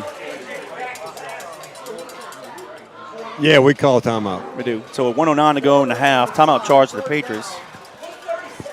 Here's another update. Karen code 22, Warren Eastern 7. Thank you. 13's out the game. Lake's out the game. It's going to be 3rd down and 4. Looks like Lake's coming back in. And maybe, but the Yellow Jackets may want to try to let's get the first down. And they can maybe just try to, milk it and go to halftime. Yeah. Unless they bust a big play here and give themselves an opportunity, for maybe a nice long pass to possibly Dufresne in the end zone.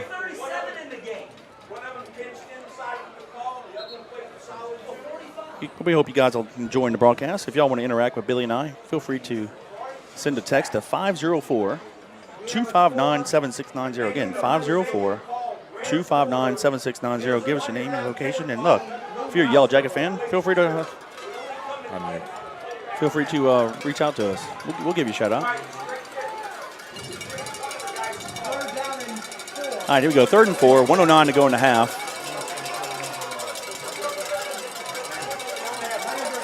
Dufresne's a lone receiver. He'll be split out left, top of the field. Lambert on the center. And now Byrd will call timeout. And actually, I'm hoping they're playing this, but I would have a safety on top of Dufresne as well. Yeah. Because there's no reason to give up a 60-yard touchdown pass. So it's almost as if Byrd wanted to see how we were going to line up defensively. So they call timeout. Yeah. Kind of gives you a feeling of the last 2 minutes of an NBA basketball game. It's like a bazillion timeouts. I probably could read War and Peace faster than the last 2 minutes of an NBA game. The last 2 minutes. It's good to know since you went to Curtis, you can read. Yeah, but I wouldn't pick War and Peace, though. I'll tell you that. That'll probably actually take me a decade to read that book. Goodness gracious. And we'll leave that joke to me and you.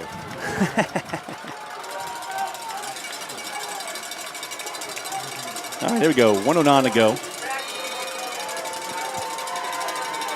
Split to the left, split to the right. Lambert on the center, looks near side. He wants to go. Oh, he went deep, threw it outside, but way out of bounds, and Dufresne did a short curl. And he ended up throwing it out of bounds, so miscommunication by the quarterback and receiver there. Forces a 4th down. Smith will go back to receive the punt. He hasn't done this since the Zachary game. Proud's been doing a great job. He's going to stand around the Patriot 35-yard line. Murray to kick it. So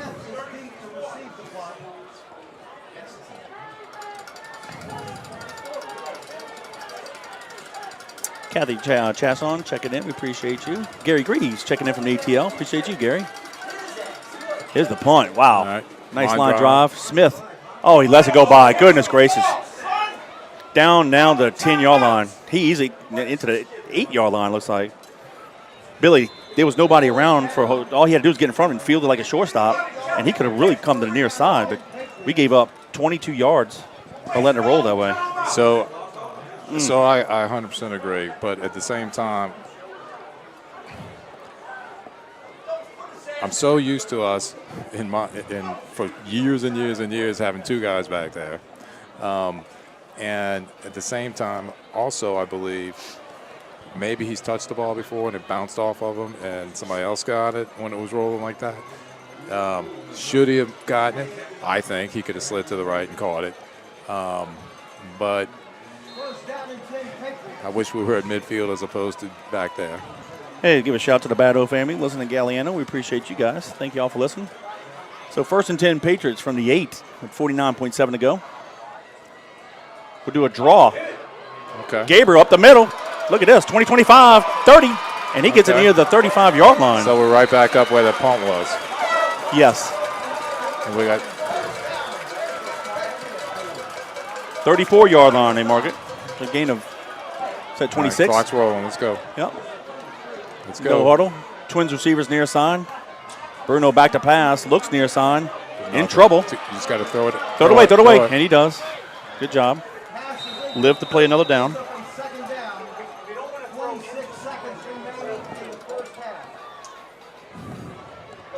Here's an interesting text. It says Carr's pregame fireworks caused a fire in the end zone. So I'm just out of curiosity, with them being a road team, how are they allowed to bring fireworks on the road? That's weird. Because I know you can do it at home, right? And they do it at Berman.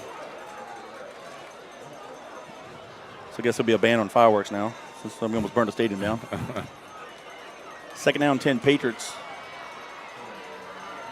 from the 38-yard line. Bruno backside. There you go. Turner. Turn it off, baby. There you go. The foot race. He's 25, 20, 50, 10. There you go. He scores.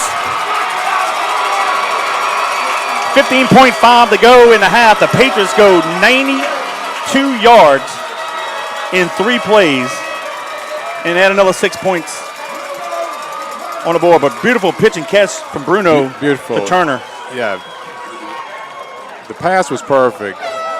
Turner's ability to manipulate his speed was incredible because he was setting him up. He was kind of floating through the middle, and then he took a left, and he turned the burners on, and the kid chasing him was 5, 6, 7 yards behind him at that point. The draw play on first down set it up. An incomplete pass on second down, and then from 62 yards out. Here's the PT. Snap. Place kick is up. And it's good. Nice. So with 15.5 to go in the half, it's now Patriots 28. Yellow Jackets 7.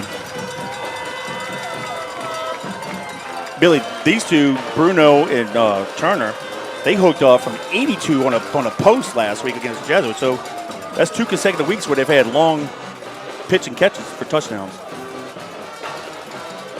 So I know who's number 10? Horn's an All-American track runner. Does Turner have that speed? He's pretty close. He looks like it.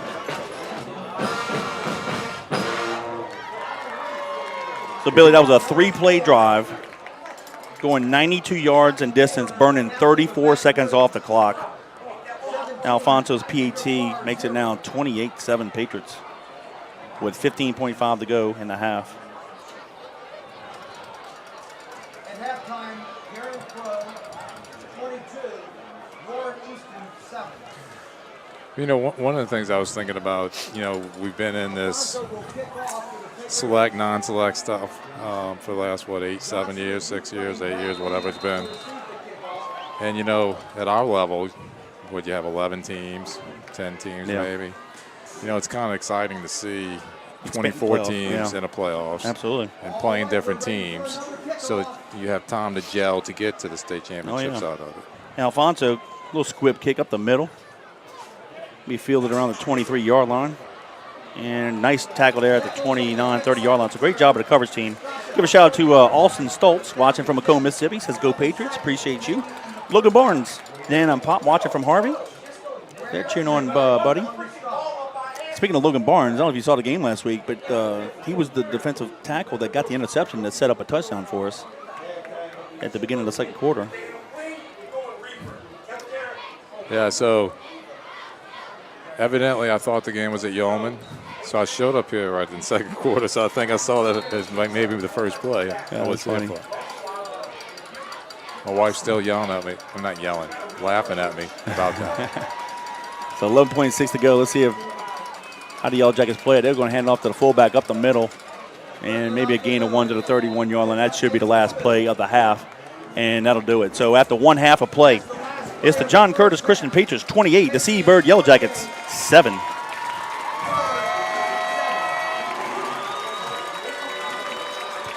Our halftime sponsor, Bobby Seafood, is a family-owned business located at 9013 Jefferson Highway in River Ridge. It was established in September 1978 and celebrating 44 years of business. Bobby Seafood offers daily lunch specials, fresh prepared food, hot delicious po' boys, and hot boiled seafood. During crawfish season, Bobby Seafood provides an on-site catering for commercial and personal boils.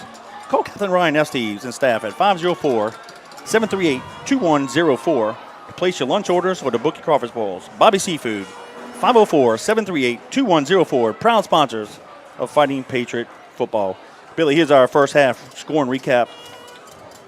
The Patriots got on the board first on the opening drive with 10:36 to go in the first on the 3-play drive, going to 66 yards in distance. Taking 1:17 off the clock, it was Mr. Prout from 42 yards out. Alfonso's PAT put the Patriots up 7-0, and that's how the first quarter ended. Quickly into the second quarter, Byrd got on the board with 11:41 to go in the half. Brissett had a 4-yard touchdown run, and Murray added a PAT. Let's see something. That's actually that was Simmons. Simmons, number 8. For Byrd, got on the board. Murray added a PAT, and that tied the ball game up at 7. And with 6:04 to go in the half, Callio on defense had a scoop and score from the 5-yard line. Alfonso's PAT, and that put the Patriots up 14-7. And with 1:27 to go in the half, Prout had a nice 39-yard touchdown run. Alfonso's PAT made it 21-7, and then after forcing a punt, we didn't field it properly. The ball rolled all the way down to the 8-yard line, but that didn't matter. We had a draw play on first down and got it out around the 38-yard line. And on the third play from scrimmage, Bruno hit Turner on a 62-yard pitch and catch. Alfonso added a PAT, and we stand at halftime. Patriots 28, Yellow Jackets 7. Your thoughts about the first half? Well, I guess my thoughts were, as I saw at the beginning of the game, as we came out, I thought we put a decent amount of points on the board, and then it kind of slowed down in the end of the first quarter. But that's why I'd probably rather be down on the field, because I'd be thinking in the moment and moving and doing things, as opposed to somebody here somewhat trying to guess how people feel out on the field. But what I will say is that I think we are well prepared. We understand what types of offense and defense they're going to run, and we're making plays. And we have some athletes on that field on both sides of the ball that are fun to watch, and they're doing their thing right now. I agree. It's been all, I say all Patriots, because the Byrd did have a moment or two in the early second quarter where they tied the ball game up at 7, and but the Patriots have settled down a little bit. Not that we played sloppy, but we did have the one turnover. But you got to credit the Yellow Jackets defensive line. We ran a counter play and they broke through the line of scrimmage and they forced the fumble. They just made a great play. Right. Forced a fumble. But we just kind of settled down. We got a defensive touchdown, nice return on the opening kickoff. Prout has runs from 42 and 39 yards. I mean, his program is measurements of 5'9", 160. He's probably more like 5'6", 145 maybe, Very good athlete on the basketball court. He's a point guard. But I tell you, for such a small guy, he runs like a 235-pound running back. He's not afraid to stick up in the middle at all. He's been great for us all year long. So, but we at halftime, Patriots up 28-7. Here's another score. Catholic is up 17-6 now. Looks like Carr got on the board with 2:01 to go in the second quarter. So that game right there is far from over. We're going to pause briefly. We'll let you listen to the Colonial Regiment as the dance line performs.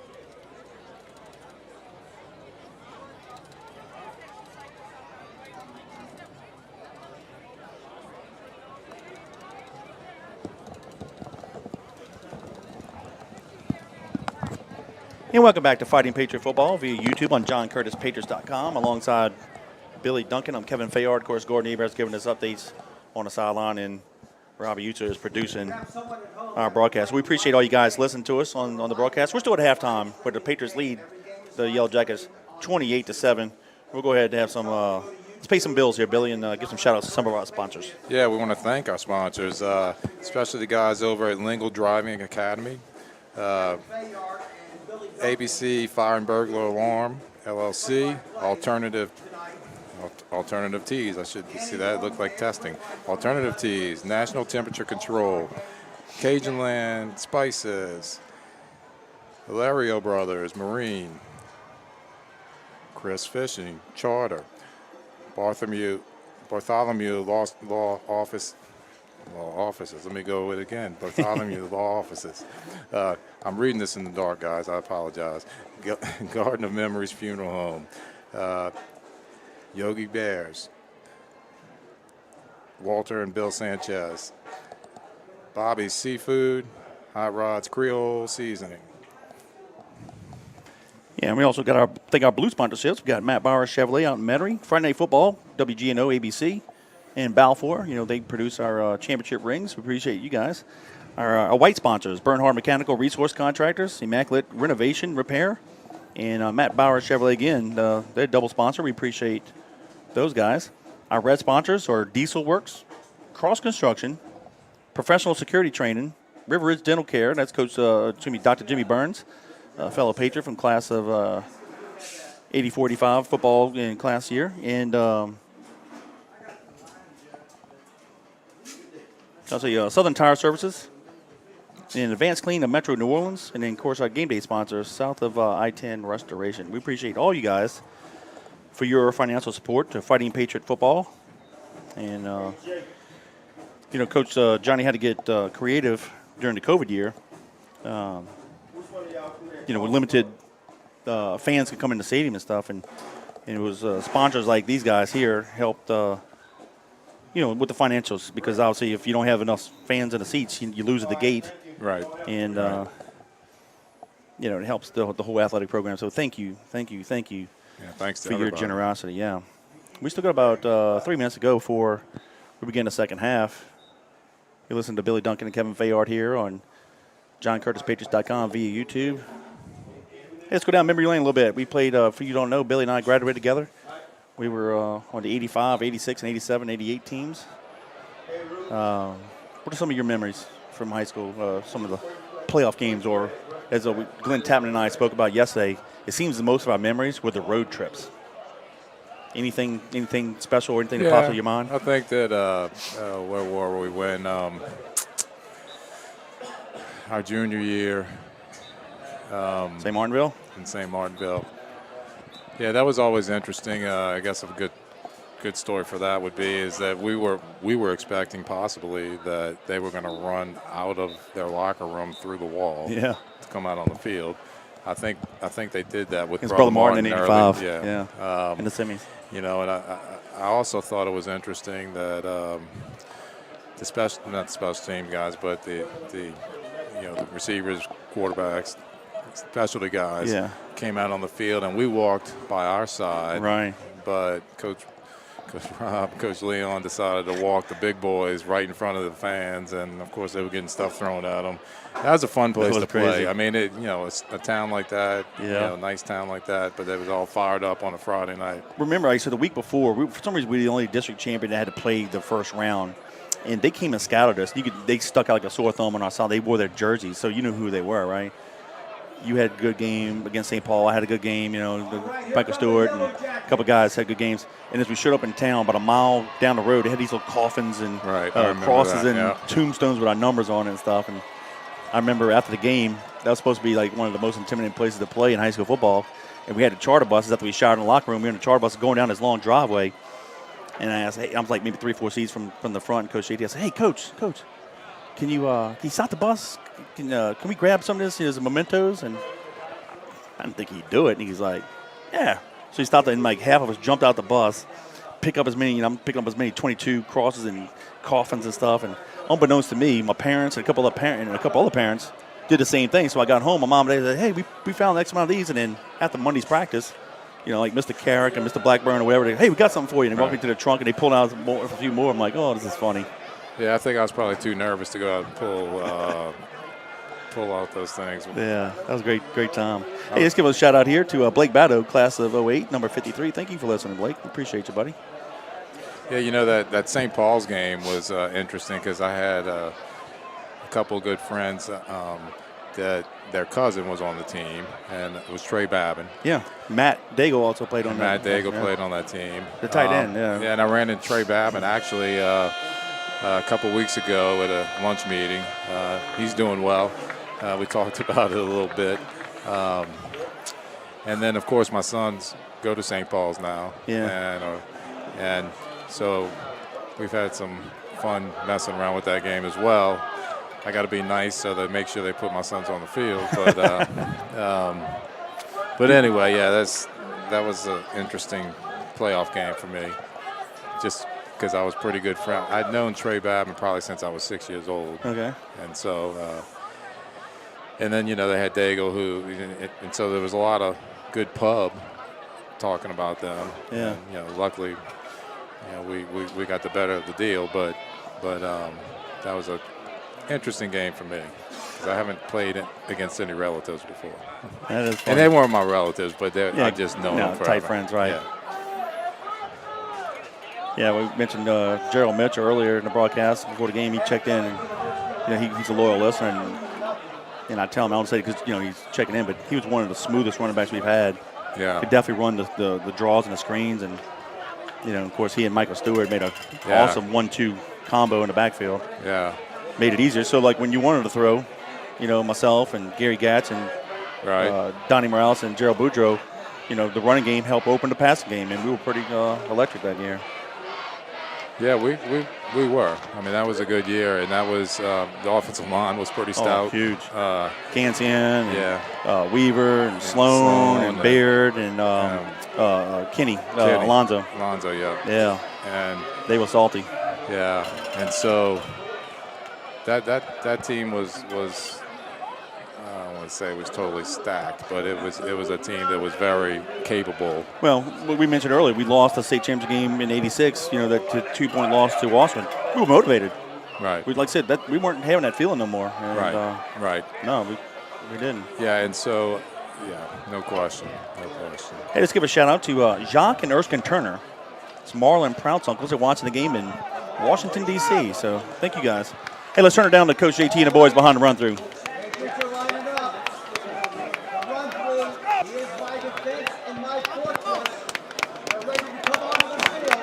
Hey! We talked about what we need now. Let's be intense right off the bat. Let's go.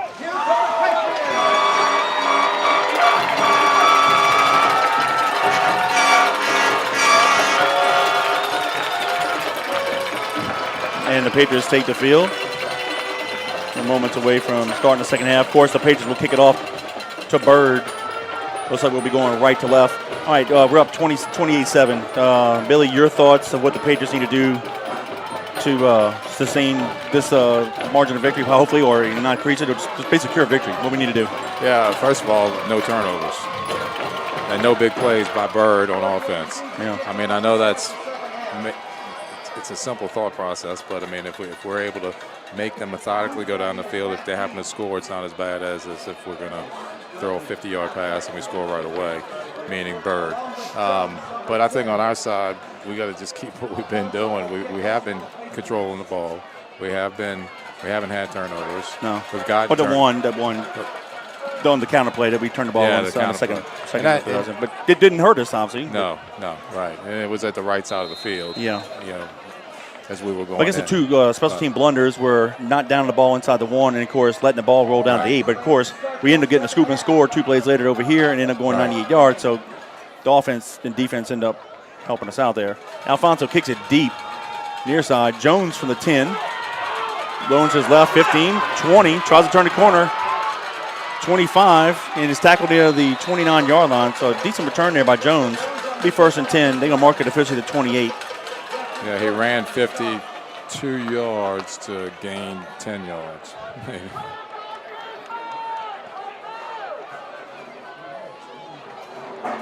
And it looks like the halftime score is now Catholic 17, Carr 6. So we'll keep giving you updates on that one. Again, the winner of this game advances to the semis and will play the winner of Catholic and Carr. 11:51 to go in the third. This is the opening drive of the second half. 1st and 10. Yellow Jackets. They'll hand it off to the halfback Strickland. Goes to the left, and let's give him 1 yard. 2nd down 9.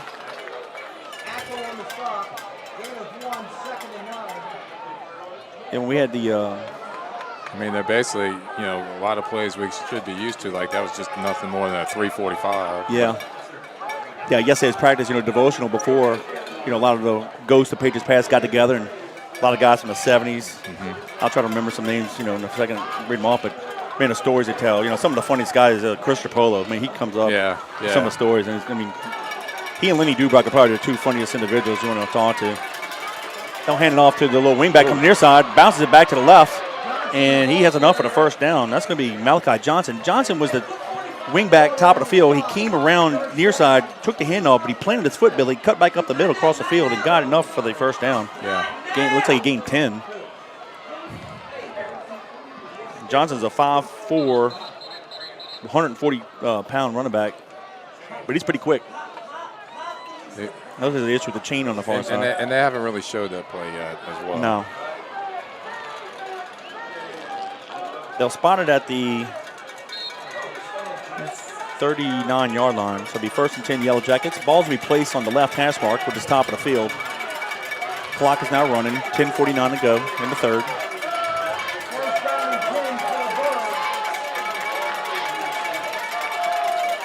They'll do option near side. Lambert's going to keep it, and he's going to cross the 50 and more. Goes back top of the field, 45. Cuts it back to the sideline. Callio giving chase, and we're going to drop him down near the Patriot 33-yard line. So nice run there by Lake Lambert. Karen Crow now up on Warren Easton at halftime, 27-7. So Lambert there shows why he's such a good athlete. He's just a winner. And we saw that as a sophomore. Very good athlete. Officially now at the 33-yard line. They'll come near side option. The Patriots going down. Yes. Drake and Ackle. Ackle really wrapped him down, but Drake kind of forced him back inside. Ackle's the defensive end, top of the field, giving chase. Yeah. But great job by Drake forcing him back in. So great teamwork by the two bookends. Loss of 2, 2nd and 12. They'll place it now at the Patriot 35-yard line.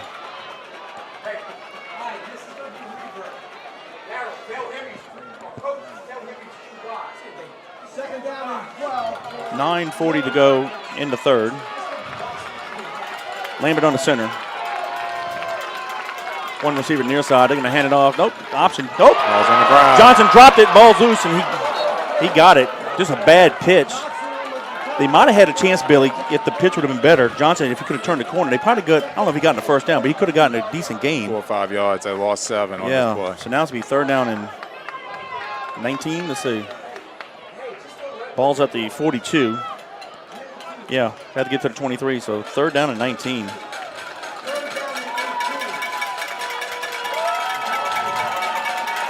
The ball is just inside the near hash mark. Under 9 minutes to go in the third. This is the opening drive of the third quarter.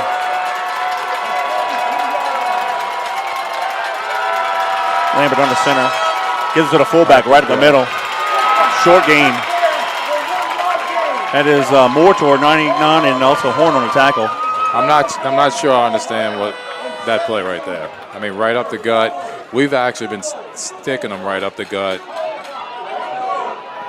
Here we go. Karen Crow, I'm sorry, it's a typo. Karen Crow 22, not 27, 22-7.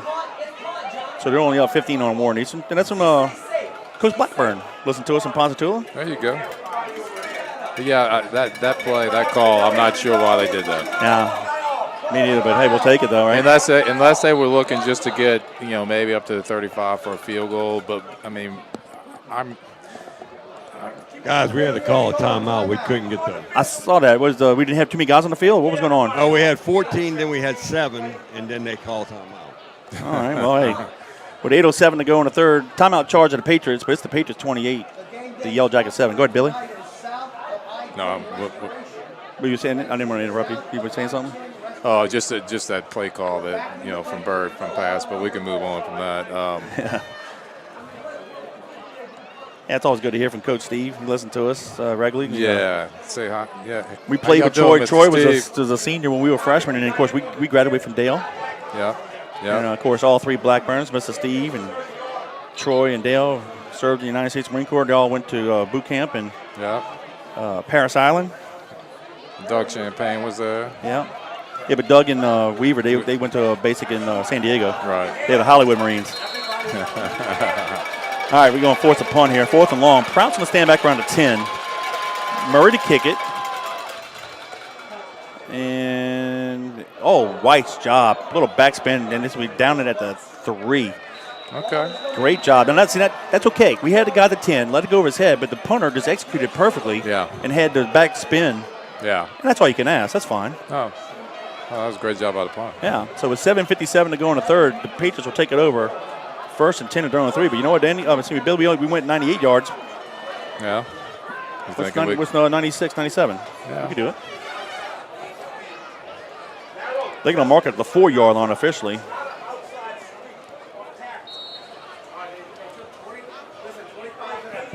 All right, let's see. We had an opportunity to talk to Coach JT before the game. I'll tell you what about in a second. Stuff up the middle. Yep. Bruno keeps it. That's all right. He picked up 3.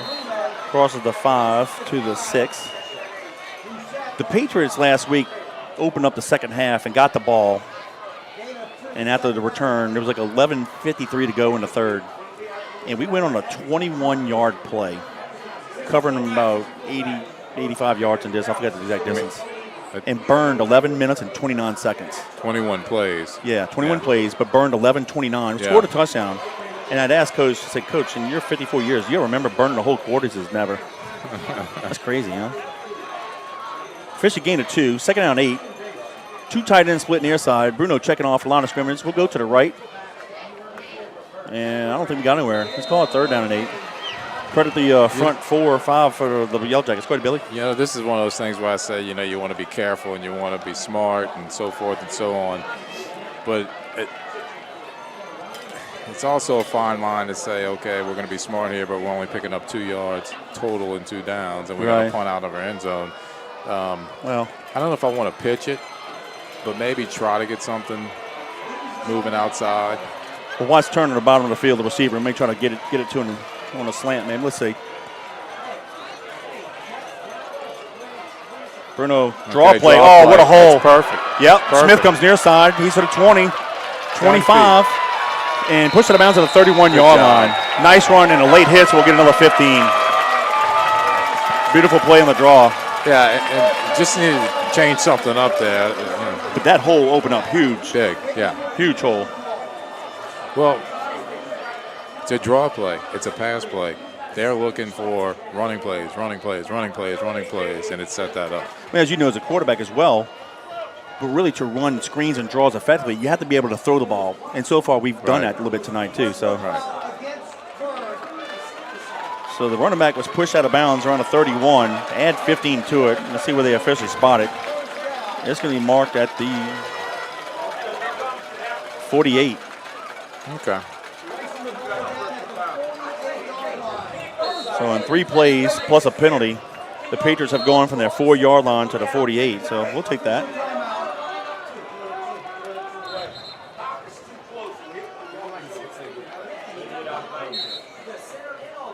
I don't know what's going on.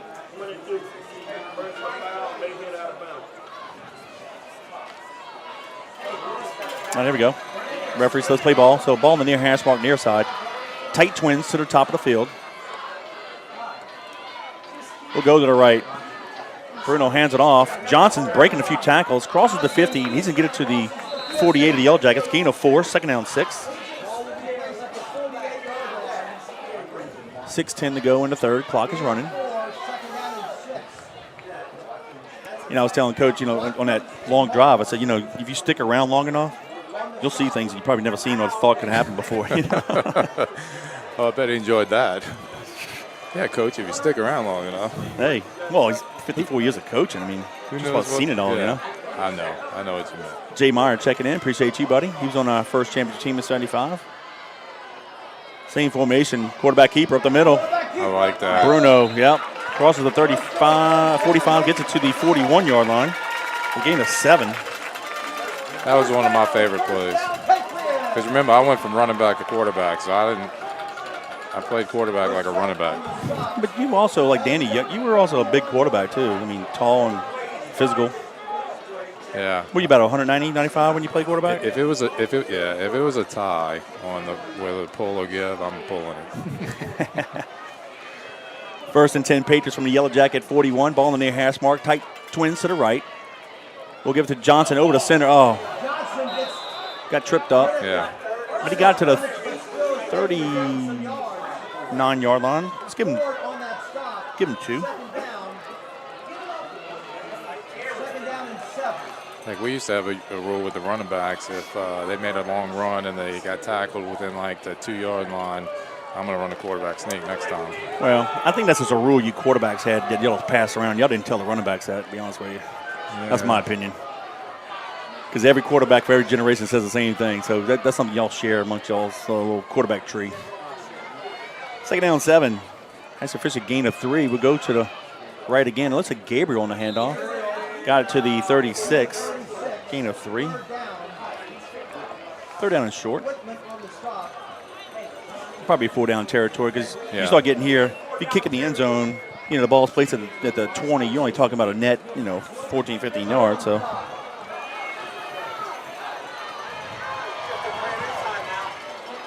We're at the 4-minute mark. Third down 5.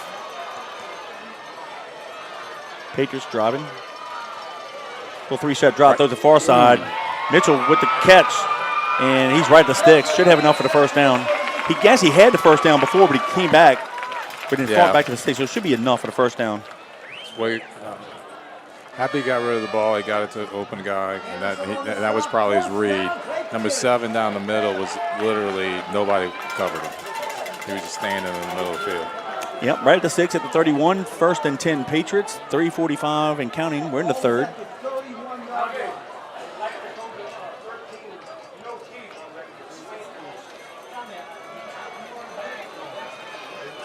We got tight twins near side to the left side of the formation.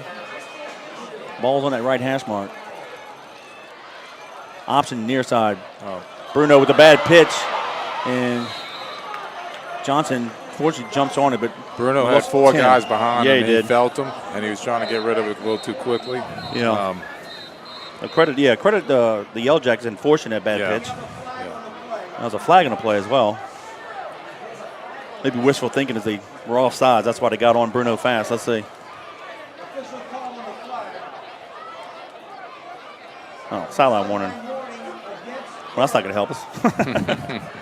Well, like I said, credit the Yellow Jackets getting in after us. They're the ones that caused that bad pitch.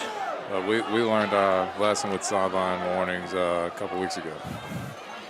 That we did. So 2nd and 20 now. Ball in the middle of the field. We do a draw play here? Nope. Yep, there we go. And it's going to be Prout. Oh, and the ball stripped, and it's going to be a scoop. Can Bruno make the saving tackle? Gabriel will tackle. And look at that. 2 great defensive plays by the Yellow Jackets. They have it now 1st and 10 at the Patriot 33-yard line with 2:45 to go in the third. He was almost down. I'll look at the replay here in the booth. And just as Prout was going down, they raked the ball out. And number 25 is going to be Jude Partington. He scooped it up. But you know what? Credit Bruno for cutting him off, forcing him back in the middle of the field, and that allowed Gabriel, who was giving chase, to tackle him to save the touchdown. So great field position here for the Yellow Jackets with 2:45 to go in the third. They're at the Patriot 33-yard line, 1st and 10. At some point, they're going to have to start going further downfield, Byrd is. So I'd be looking for 13. Yeah, and he's a split in near side. So they'll have the double wings on the left and the right. The fullback is going to be Strickland. They'll do a quick zip to 27. He'll go to the top of the field. And I'll tell you what, he ran hard, and he got about 9 yards. That's Nichols, Tyler Nichols. He's had some nice runs tonight for the Yellow Jackets. They're going to give him 8 yards, actually. Second down, 2. 2:28 counting.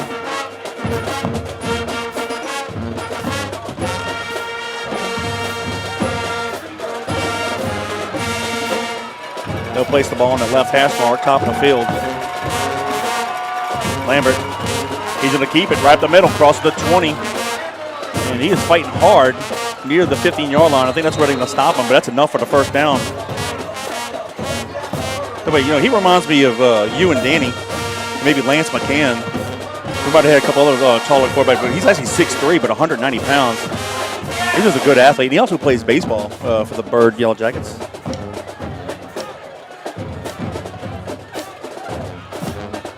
Under 2 minutes to go in the third.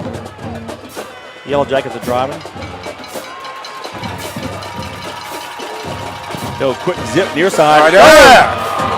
Too high of a pitch. 30. And is that 30. Michael Curtis? No, it's Drake with the hit. Johnson, the wingback, came from the top of the field near side. He had a great play set up. Unfortunately for Yellow Jackets, the pitch is too high. And as he's trying to gather it, Drake just dropped him for a loss. Back to the 21-yard line, I believe. Is that Gordon? Is that what he spotted at 21? Yeah, the 20. Gotcha, thank you. So that's a loss of 6. Second down, 16 now. 1:15 counting. Ball in the near hash mark. Lambert. He'll keep it. Goes to the left. Horn stood him up. Yep. Horn and looks like Ackle and Saavedra. Short gain. Under a minute. You got to think this is 4 down tail. There's an injured Patriot on the play. That's Ackle. Hope it's not too serious. He had foot surgery before the season, so hope it's nothing related to that, nothing too serious. But a little timeout in the action here with 52.6 to go in the third. Injury timeout, but it's the Patriots 28, the Yellow Jackets 7. Update up in Baton Rouge. Third quarter begins. It's still Catholic 17, Carr 6. Again, the winner of this game will go to Baton Rouge. Well, Baton Rouge should Carr win. The Catholic win, we'll go to Baton Rouge. And if Carter will make a comeback.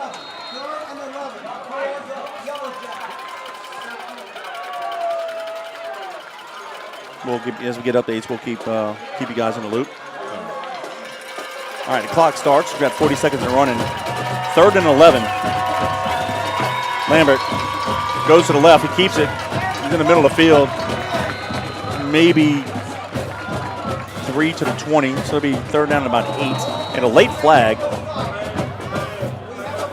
I didn't see what happened. I was looking down at my notes, and I looked up, and I see a flag up in here. Gordon, did you see what happened? No, I did not. Okay.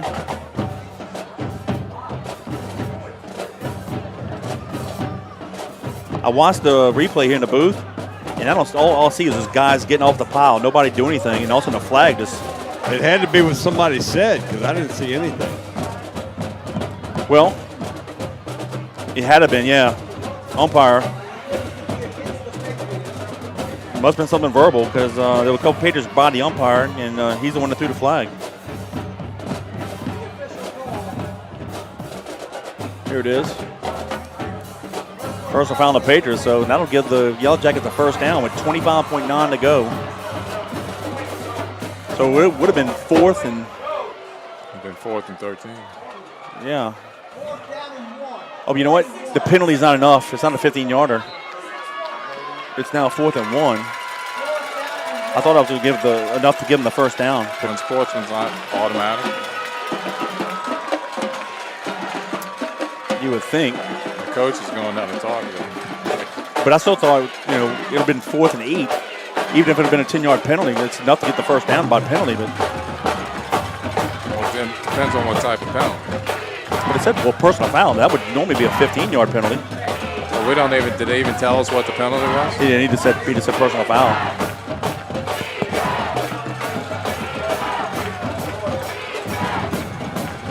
I'll just add a little drama here on the 4th down play. Now it's 4th and 1. But now check this out. It's official timeout, but the clock's running. The Yellow Jacket coach is talking to the side judge, so it looked like it was an official timeout, but yeah, the clock is running. And I guess the Yellow Jackets are conceding and saying, let's just play, fourth quarter. All right, well, there you have it. So after 3 quarters of play, it's the John Curtis Christian Patriots 28, the C. Byrd Yellow Jackets 7. There was no score. That's what the halftime score was, so we'll flip the field now. Because here in high school the officials don't have microphones to explain what all is going on. That was kind of bizarre the last 25 seconds. I don't think we know what yet happened. Oh. I don't know if we'll ever know what happened. But I am confused, and I guess I'm easily confused, but well. A penalty. Hey, Gord, can you try to find out what happened down there? I know who was on. We couldn't get an explanation on what. Okay. What was it, unsportsman, Gordon? He said personal foul on number 95. All right. So what we do know is we're going to flip the field. The Yellow Jackets are now going right to left. The ball is placed at the Patriot 8-yard line, and it's going to be a 4th down and 1. So that we do know.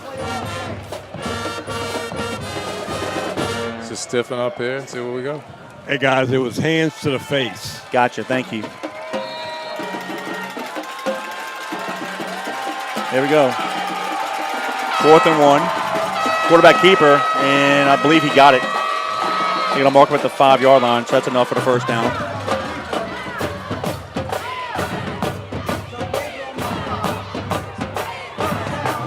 Yep, 1st and goal, Yellow Jackets from the 5 now. 11:56 to go in the ball game. A touchdown and a PAT will cut the lead in half. Billy, the Patriots cannot relax here. Plenty of time. Though it appears that we're in control, you just never know. We've seen some wonky things happen in playoff games before. Clock's running, that's not a bad thing. No. Sitting here in the wing tee. Yeah. They'll hand off to the fullback up the middle. Let's give him 2 to the 3. We got the ball! We got the ball! Our ball! Our ball! Watch that! We have the ball! Now they're going to give him 1 yard, a gain of 1 to the 4.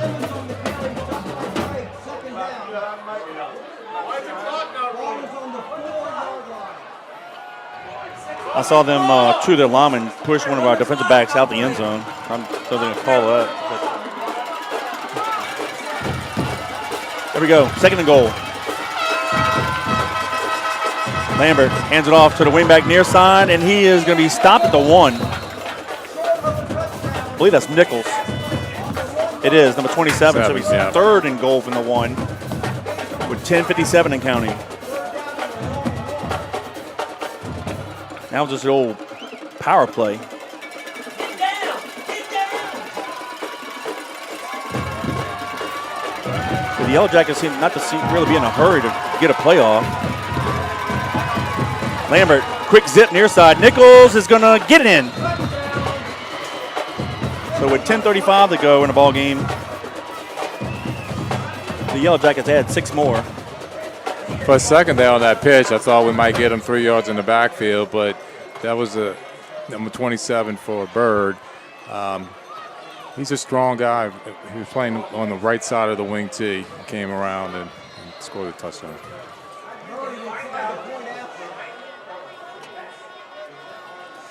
Murray to kick the PAT. Snap play, he jumped. The kicker moved. It's good, but they got to do it again. Yeah. Yeah, Murray took a step. 2 short ones. Yeah, right before a little crow hop. He's out in the outfield. Yep. That's what it's going to be on. No back him up.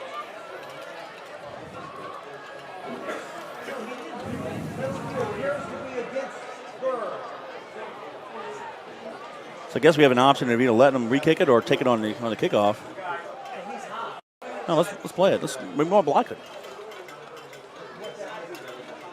Illegal shift against Byrd.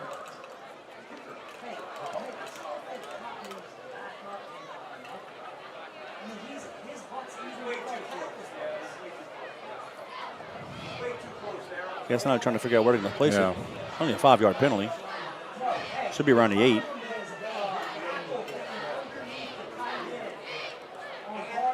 The center had the ball. I'm looking for where the ball plays. The center almost was walking on the field talking to the coach. He had the ball in his hand. That's why they couldn't mark it off. They don't have other balls? I don't know, but he had it in his hand. He had to run back on to give it to the officials so they could mark it. Maybe this is the official kicking ball here. All right. It is the official kicking ball. There you go. So they're going to spot it at the 15. So it'll be official, a 25-yard PAT here. It looks like the kick is barefoot. It's the first time I noticed that. Snap, place, kick is up, and it is good. So with 10:35 to go in the ball game, it's now the Patriots 28, the Yellow Jackets 14. Yeah, I was even, if we had the option to get the 5-yard penalty based on the fact that we've seen him kick and he's pretty good. All right, here's another update. Karen Crow 22, Warren Easton 20. Wow. So the Eagles are coming back.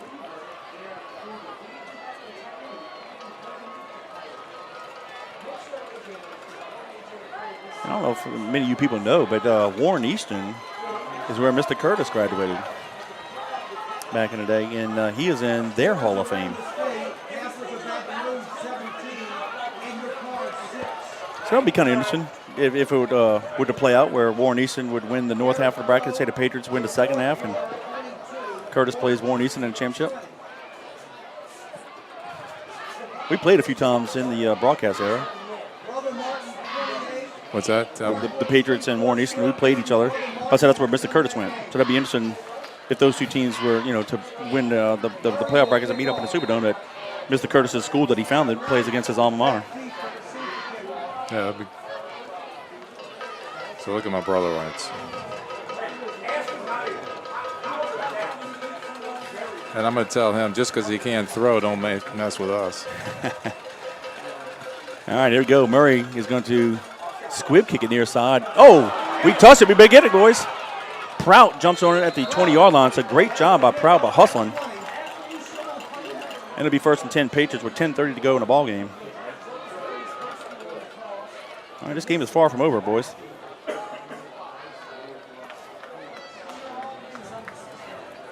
Yeah, we're sitting down here in this warm weather, and he's up in Iowa with snow all around him.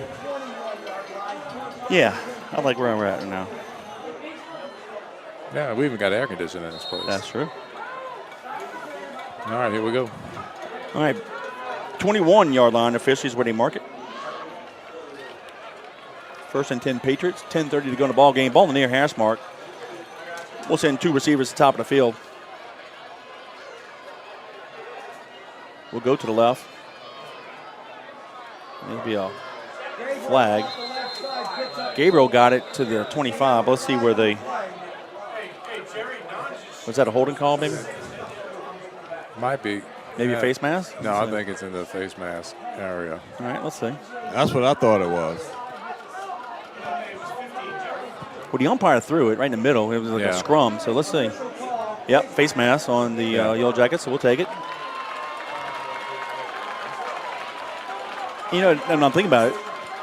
We haven't had many penalties tonight on us. No, played pretty well there. Yep. So the penalty moves it to the 30. It'll be 2nd down and 1. So it was a 4-yard gain plus the 5-yard penalty. 10:23 to go in the ball game. Little incidental pull. Same formations, twins to the left.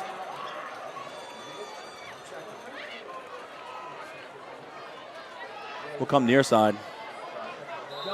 Johnson, the right side halfback. He'll get it to the 32. That'll be enough for the 1st down. Either one got 2. Watkins and Markinson on the stop.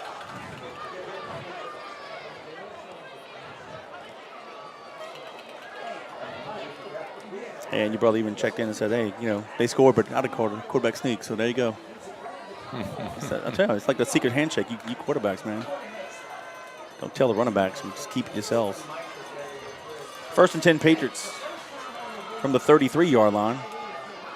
Will come near side. And Johnson fights hard, crosses the 35, and he's going to get it near the 38-yard line.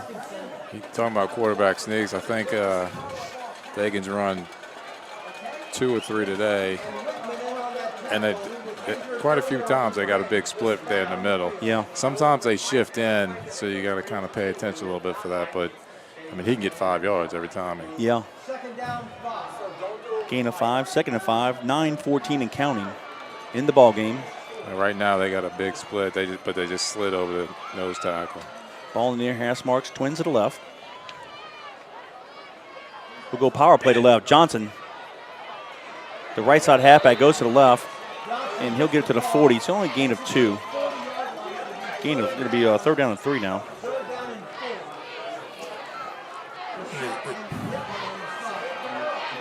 Yeah, our onside running back missed the block because that was the right play. We had man to man to man. 8:35 and counting. 3rd down and 3. Ball's at the 40-yard line. There we go. 2 tight, split near side. Huge hole here off the right tackle. Let's see if we call there. But Bruno's checking all. Let's see if he sees the same thing I do. He does. Gives it to Johnson. Johnson going to have the 1st down and a couple more. He's going to be short. He's a little short. Oh, he is. God dog it. I'm looking at the wrong yard line. I'm looking at the 40. I'm looking at the down marker. Right. It's all right. But hey, here we it's go. short by maybe a yard. Let's go. Let's go. Quarterback keeper's there. Go to the right if we want. Wait, the officials gave us a... They saying it's 1st down. Oh, well, the officials are jacked up. The coach over there is blowing up. Oh, my goodness. What are they doing? They don't even call it. Look, the officials, the yard chain gains, they're moving 1st downs. The crowd's over there screaming, it's 4th and 1. We're not snapping the ball. Their coach is dancing. This is like a comedy of errors here. But the head official didn't know. They finally get his attention. They're giving us a 1st down. Wow. Oh. I don't know about that. I mean, the Patriots benefit from it, but I don't think that's accurate. No, it wasn't accurate. It's not accurate. What's what you calling the games? Didn't we have when you and Danny called the St. All game when I was out? The same thing, the chain game moved it, and it wasn't the 1st down? Maybe so. I've been to a lot of high school games this year, and I've seen a lot of mistakes. Yeah. Well, 1st and 10 from the 43. We'll go to the left. Smith gets it to the 45, gain of 2. Excuse me, 2nd and 8, gain of 2. We just want that clock to keep running. Yeah, I don't even want to try to attempt to guess what happened on that, but that was confusing. Definitely confusing. 7:08 and counting. Ball's in the middle of the field. Ball security is huge. That's how they scored their last touchdown, off of a turnover. Yeah. We'll go to the left. Bruno's going to keep it. Pitch Pitches it. it late. Get out Gabriel there, turns get the out. corner, and he's run out of bounds There you go. at the 40, let's call it the 48-yard line of Byrd. He's going to be shy of the 1st down, though. How about a yard and a half shy? 3rd and short.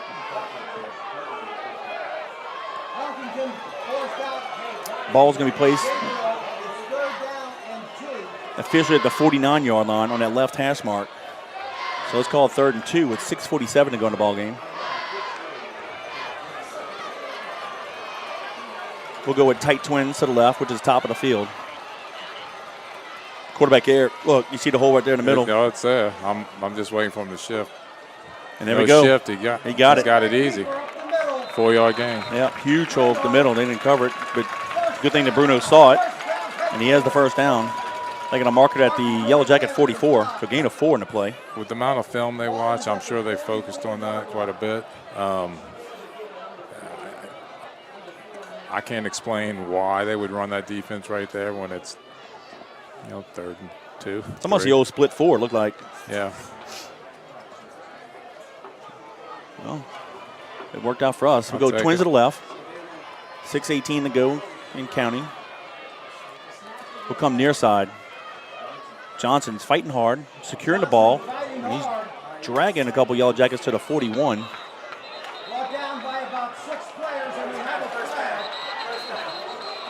And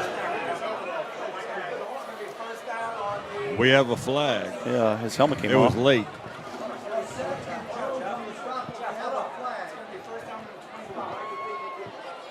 Are they saying they ripped off Johnson's helmet? Yeah, I think it's on Byrd. Here's the call. Personal foul, face mask. Okay. So we'll add 15 to that. That'll be a first down. Stepping off the penalty right now. That's a 15-yard penalty. And the penalty's going to move it to the Yellow Jacket 26-yard line. Clock starts, and we're at the 6-minute mark.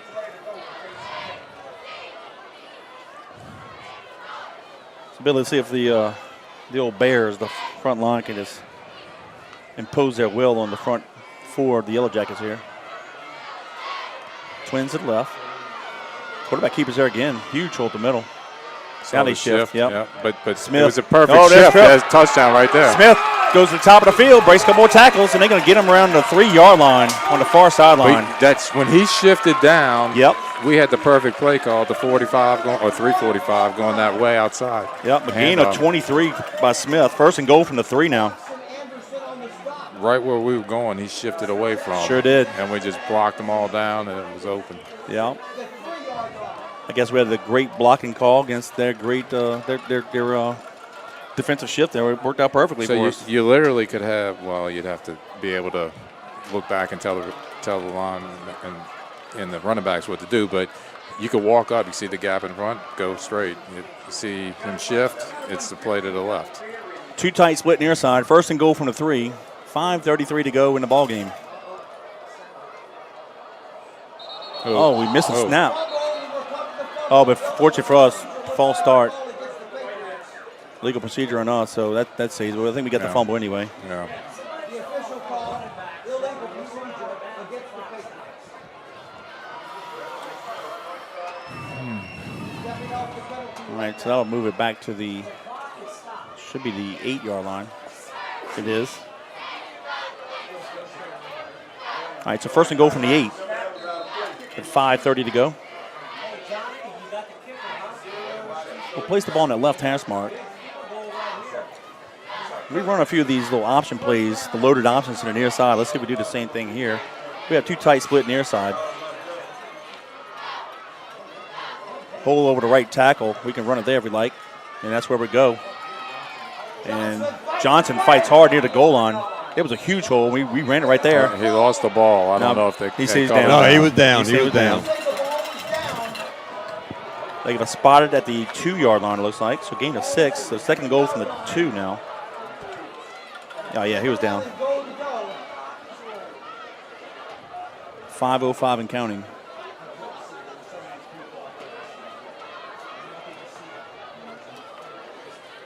You know, this has just been like a ho-hum methodical drive by the Patriots. That was the 11th play of the drive. Yeah, Johnson's running hard. Yeah, he is. 4:45 and counting. Same formation, two tight split near side. Same thing, we can go to the right again. We do. Gabriel, there it is. And they haven't called it yet. Come on, officials.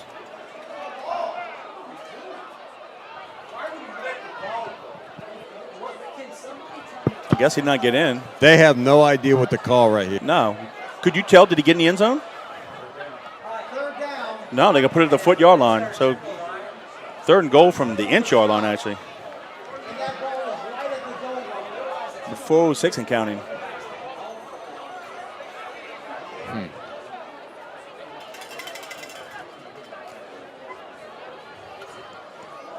For sure, we'd be running a quarterback sneak right now. And I'm just joking from us talking earlier, but it is on the 1.6-inch line. Well, right tackle's a huge hole, but there he goes. Quarterback keeper, There you he's go. in. Good He job. got it. Bruno keeps it himself. So with 3:42 to go in the ball game, the Patriots add another 6 points to their total.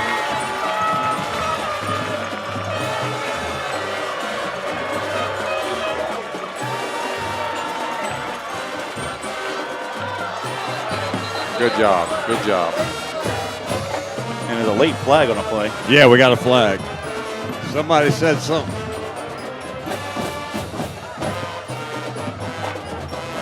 Well, look, the Yellow Jackets got on the board in their last drive that closed the gap at 28 to 14. The Patriots went on a 13-yard drive, going 79 yards in distance, burning 6:52 off the clock. And right now it's 34 to 14 with the PAT pending. Touchdown's good. Dead ball, unsportsmanlike on the Patriots.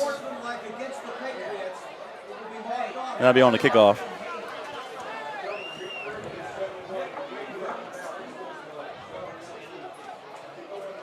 I didn't see what the penalty was about, but we'll deal with it on the kickoff.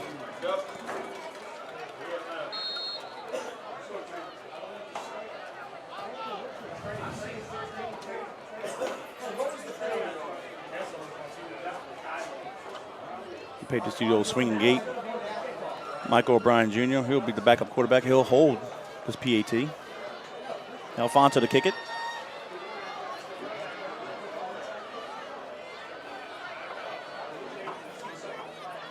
Snap, place, kick is up, and it's good.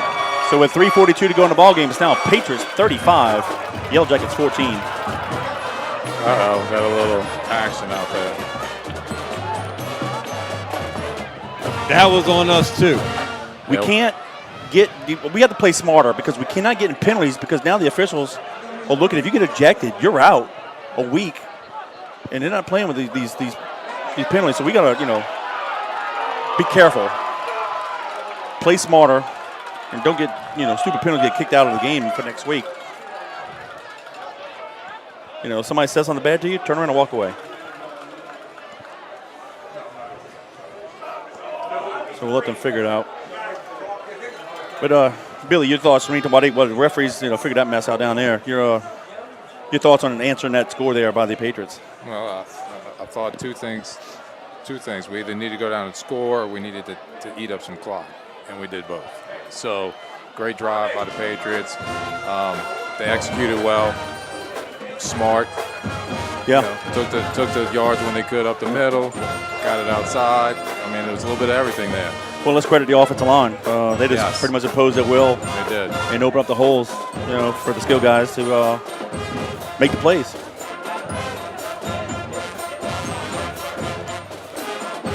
.342 to go in the ball game. Patriots back up by 21. All right, here's an update. Warren Eastern is now taking the lead, 26 to 22 over Karen Crow. It looks like they. Yeah. What is it, Gordon? What did you find out? All right, offsetting penalties, and then Byrd got an unsportsmanlike after that. Okay. So we're going to gain the 15 yards back that we gave up. Okay. I'm assuming that's the way they're going to do it. Yeah, it probably should just be the one. We'll probably kick it off from the 25, I guess. No, the 40, because those were offsetting. But we had one before. But we had a On the 15-yard touchdown. penalty added to the kick. Yeah, And now on the we got touchdown the play. 15 yards back. Hopefully. That's what JT's arguing. Oh, I right see now. what you're saying. Well, I don't know, because we had the one on the touchdown, right? That's going to be an automatic move Yeah, on the but kickoff. they had two offsetting. And then, okay, I see what you're saying. And then And the then they third had one. an extra I one got you. on Byrd I for got you. saying something. Then, yeah, then we should kick off the 40 like normal.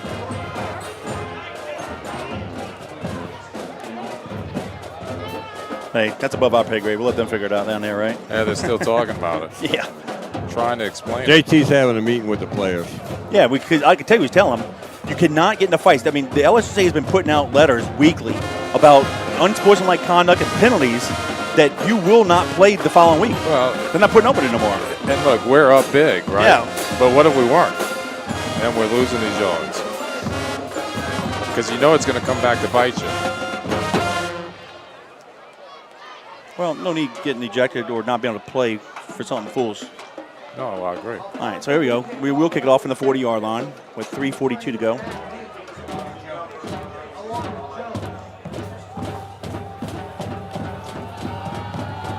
Lambert, it's going to be Jones the far side, halfback, and Dufresne the near side. They're going to stand around the 10.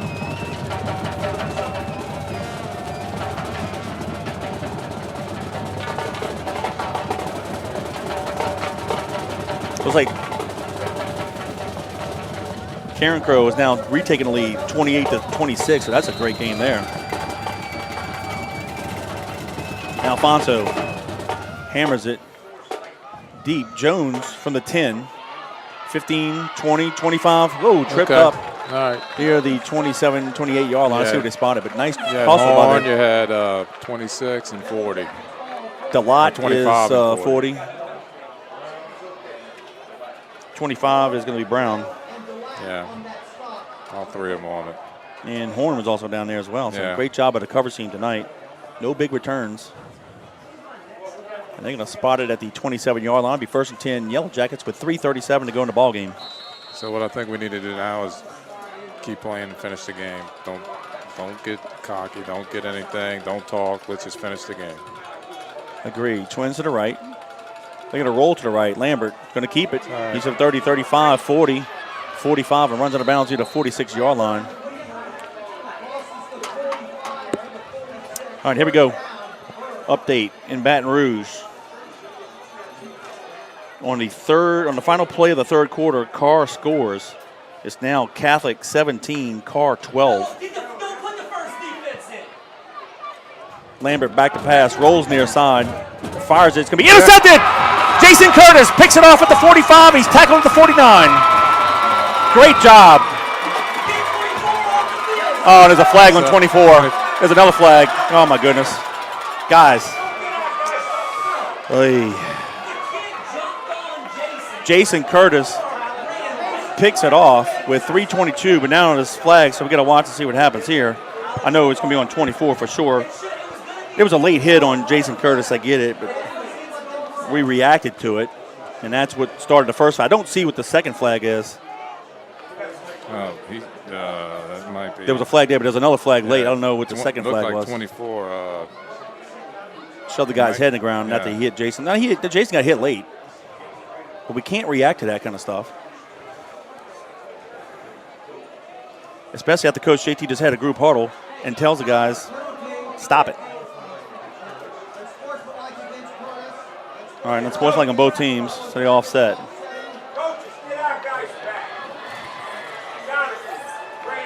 But now they're going to say first down Yellow Jackets? He said first down Yellow Jackets. He pointed in the wrong Yeah, direction. I'm going to say, yeah, okay, there you go. But Great job by Jason Curtis picking it off, though. Great job. But anybody we need to play next week should not be in the game right now.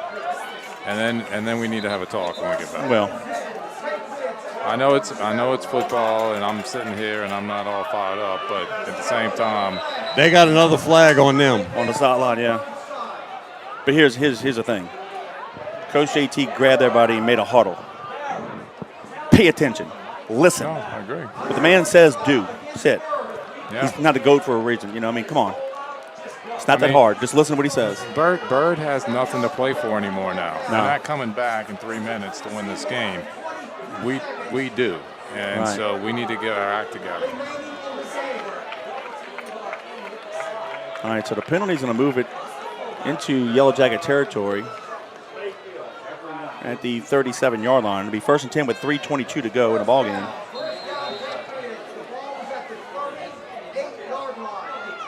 The 38-yard line is where they mark it. But that was a good catch by Jason Curtis. All right, new quarterback, Robert Johnson in. We'll put some backup offensive guys here. We'll come to the right. Little Corcoran. There we go. Little Jack Corcoran breaks it loose, and he's going to have first down. He gets it to the 28-yard line, gain of 10. Billy and I played with his dad, Michael, way back in the day. Oh, that's okay. Yeah, that's his young son, Jack. Nice little run there. Yeah, Mikey Jr. and Ben also played during the broadcast era, so that's all three of his boys. 2:57 to counting.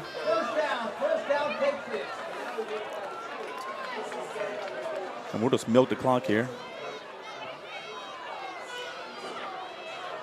Michael O'Brien Jr., the new quarterback. We'll come near side. Corcoran had to carry, and there's a flag. Looks like a late hit on the quarterback, possibly. Let's see what they. This is getting ugly. 2:30 to go in the ball game. I watched the replay. Well, he handed off to Corcoran in I know, and defensive end. but he's tackling him at the Yeah. same time, and he just threw him down. Yeah. Which is actually in our day very common. Yeah. Maybe not today, No. especially as heated as this game's getting right now. But in our day, that would just been a normal throw the guy down. Yeah. Even though he's doesn't have the ball.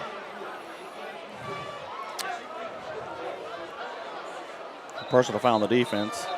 Look, I like our little second team offense in there right now.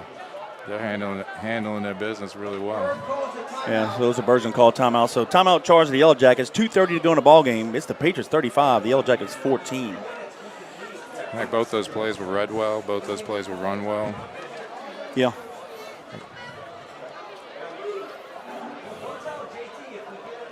Let's go back to when we were freshmen, 8th grade freshmen. I know you got some playing time as an 8th grader. When games were like this, playoff, and you got to get in, it was a little bit different as a young guy playing in the playoffs as opposed to the regular season game. It just felt like, okay, Yeah. I'm in a playoff game now, you know?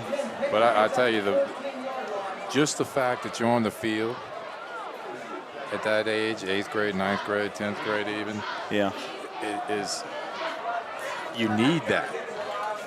You need, because when it's your turn, you got a little feeling of how it is. And some of these programs around the city, around the state, don't do that. Right. You know, I mean, I kneeled down 2 balls when I was in 8th grade in the state championship game. Now, I was wondering, why did he stick me out there for that? Because, you know, I'm prideful and I didn't want to run or do something. But JT told me it's a process. I said, okay, coach. 1st and 10 from the 14. Johnson back at quarterback. Liam Cohen gets the handoff, And, you know, and he got it to the 12-yard line. Go ahead, Billy. as you listen to Coach JT, as we listened to him along the way, you began to understand more and more as you got to your next year and your next year and so forth, and just the growth and the learning. And so there is a process, and we still run that same process right now with these kids. Yep. And We're at the 2-minute mark. Go ahead, Billy. Yep, and that's why, I'm happy to see. I am happy to see a pure second team out there who's actually driving against a playoff team and doing well. O'Brien at quarterback goes to the left, hands it off. And O'Brien is reading Reading it perfectly.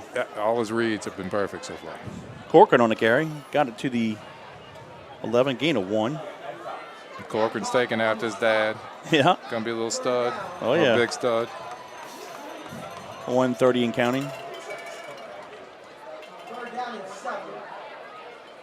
Here's an update. This doesn't affect our bracket. With U High 42, Newman 6. Ooh. So it looks like another Manning quarterback will not make it to the state championship game. Yeah, but they make it to Super Bowls. Yeah, that's right. Twins to the left. Johnson at quarterback, hands it off to the halfback. Goes over to center to the 10. That is number 15 on the carry. It says Reese Cohen. But there's a penalty on the Patriots. That's to be declined. It's going to be 4th down now and 6. But we've got 59.9 to go. So the Patriots are going to end up winning this game and will advance to the semis. Here it is. Carr has now caught up and taken the lead, 18-17 with 10:04 to go in the ball game. 10:04 to go in the ball game. Carr 18, Catholic 17. You know, I know we went as a team, had a rough kicking year a couple years back. O'Brien kept it, and he's going to be shy of the first down. We'll turn it over on downs. Go ahead, Billy. Where I was going with this, so you got 18-17. It should be 21-17, but they don't have anybody to kick extra points. And so there's got to be somebody in Orleans Parish that can do that. And I saw Carr play a couple times, and I was watching their kicker, and I mean, it's nothing against their kicker. It's just, I mean, this guy's working hard to make it happen. that could come back to haunt you right there. 25.6 to go in the ball game. The Patriots turn it over and downs. They say third quarter. It's got to be later.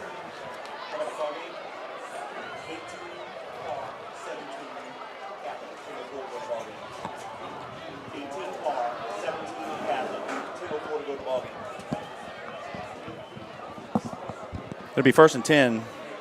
Yellow Jackets, they're going to hand it up. Nope. Lake's going to keep it. 20-25-30, and it needs to be dropped at the 31-yard line with 18 seconds to go. It's all right.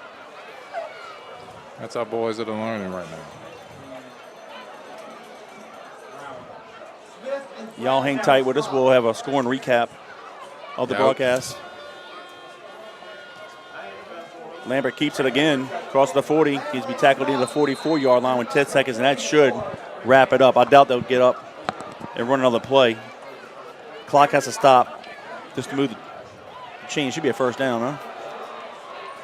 The clock starts. 3 seconds, 2 seconds, 1 second. They got a snap off, and we're going to tackle them for no gain. And that is it. The John Curtis Christian Patriots have defeated. They're about to get a fight here. Yeah, have defeated the Yellow Jackets. We're not going to talk about that. And the Patriots will advance to the semifinals to play the winner of Carr and Catholic, and they're in a one-point game in Baton Rouge. So we got our second team in there for offense and defense, and I'm going to just call Byrd out, and they can't handle their stuff. They don't need to be jumping on second team. The game's over. No. Y'all staying tight for our score and recap of the ball game. Hot Rods Creole, locally owned and family operated with generational recipes for your cooking needs and enjoyment. Check out their award-winning jambalaya, gumbo, and barbecue sauces. Don't forget the premium garlic butter seasonings, fish fry, and seafood boil mixes they offer. You can find their products at your local grocery stores or online at www.hotrodscreole.com. Hot Rods Creole, the way to Creole. Here's a score and recap of the ball game. The Patriots got the opening kickoff and went on a 3-play drive, going 66 yards in distance, burning 1:17 off the clock. And with 10:36 to go in the quarter, Prout had a 42-yard touchdown run, and Alfonso's PAT made it Patriots 7, Byrd 0. And that's how the first quarter ended. Byrd got on the board with 11:41 to go in the half. Simmons on a 4-yard touchdown run. Murray added a PAT, and that tied the ball game up at 7. And with 6:04 to go in the half, on a defense, Callio scooped up a fumble and ran it in from 5 yards out. Alfonso's PAT then made it 14-7 Patriots, and that was a lead that they would never give up. With 1:27 to go in the half, Prout had a 39-yard touchdown run. Alfonso's PAT made it 21-7, and that capped off a 5-play, 50-yard drive, burning 2:03 on the clock. And then with 15 seconds to go in the half, Bruno hit Turner on a 62-yard pass. Alfonso added a PAT, making it 28-7. And that capped off a 3-play, 92-yard drive, burning 34 seconds off the clock. And that was a halftime score. It ended up being the score going into the fourth quarter, as neither team could put it in the end zone. Byrd got back on the board with 10:35 to go in the game after they recovered a Patriot fumble. Nichols had a 1-yard touchdown run, and Murray added a PAT, and that made it 28-14. And then the Patriots answered with a beautiful long drive, 13 plays going 79 yards of distance, taking 6:52 off the clock. Bruno had a 1-yard touchdown run. Alfonso's PAT made it Patriots 35, Yellow Jackets 14. Your thoughts on the Patriots' performance tonight as they advance to the semis? Well, I thought they played well. For the most part, we had a couple mistakes. Obviously, you're going to have those in the games, but they weren't consistent mistakes. They were playing a team that wants to come out and punch you in the face too. Because, and then I'm not talking about because of all those sportsman-like penalties, but they're going to run a 6-2. They're going to run a 5-2 with a strong safety up, and so forth and so on. Now, of course, everybody's going to run that against us, but they're used to running that in practices and so forth. So, I think that is a great win. I think it wasn't a close win. We were better than them, and I think we need to work hard this week to fully understand what Catholic does or what Carr does, and that's where we go from now. No, I agree. Forget about this. Have the discussion, heart to heart. You can't have those penalties that we got, especially this unsportsmanlike penalties we got. But at the same time, well, there is no but. You can't have those. I agree. Well, the good news is the Patriots live to play another week. They did. They played great today. Coach JT's record is now 6-13, 77-6. So now he has 8 wins away from tying Coach McKissick, 9 from taking the lead. That'll hopefully happen next year. But, hey, the more we can win, we got 2 more opportunities, the semifinals and finals, that at least reduce what the team has to do next year to get that record for Coach. So now it'll be a great celebration. But we can talk about that another day and another time. Yes. Well, partner, I appreciate you joining us, man. It's always a pleasure to call the game with you. And I don't know if you remember this now, but, we called last 2 years, we called Brother Martin games. We lost. This is the first time you and I teamed up for a win. So I got the win with Danny as well. So so you've been good luck. The love's all around, man. We might have to bring you back for a third guy, and make sure we get to the state championship and win it. So I can just stand here. That's fine. Well, before we sign off, any parting thoughts on your end? No, well, I guess one thing would be is, I know it's a Thanksgiving weekend, so happy Thanksgiving to everybody out there.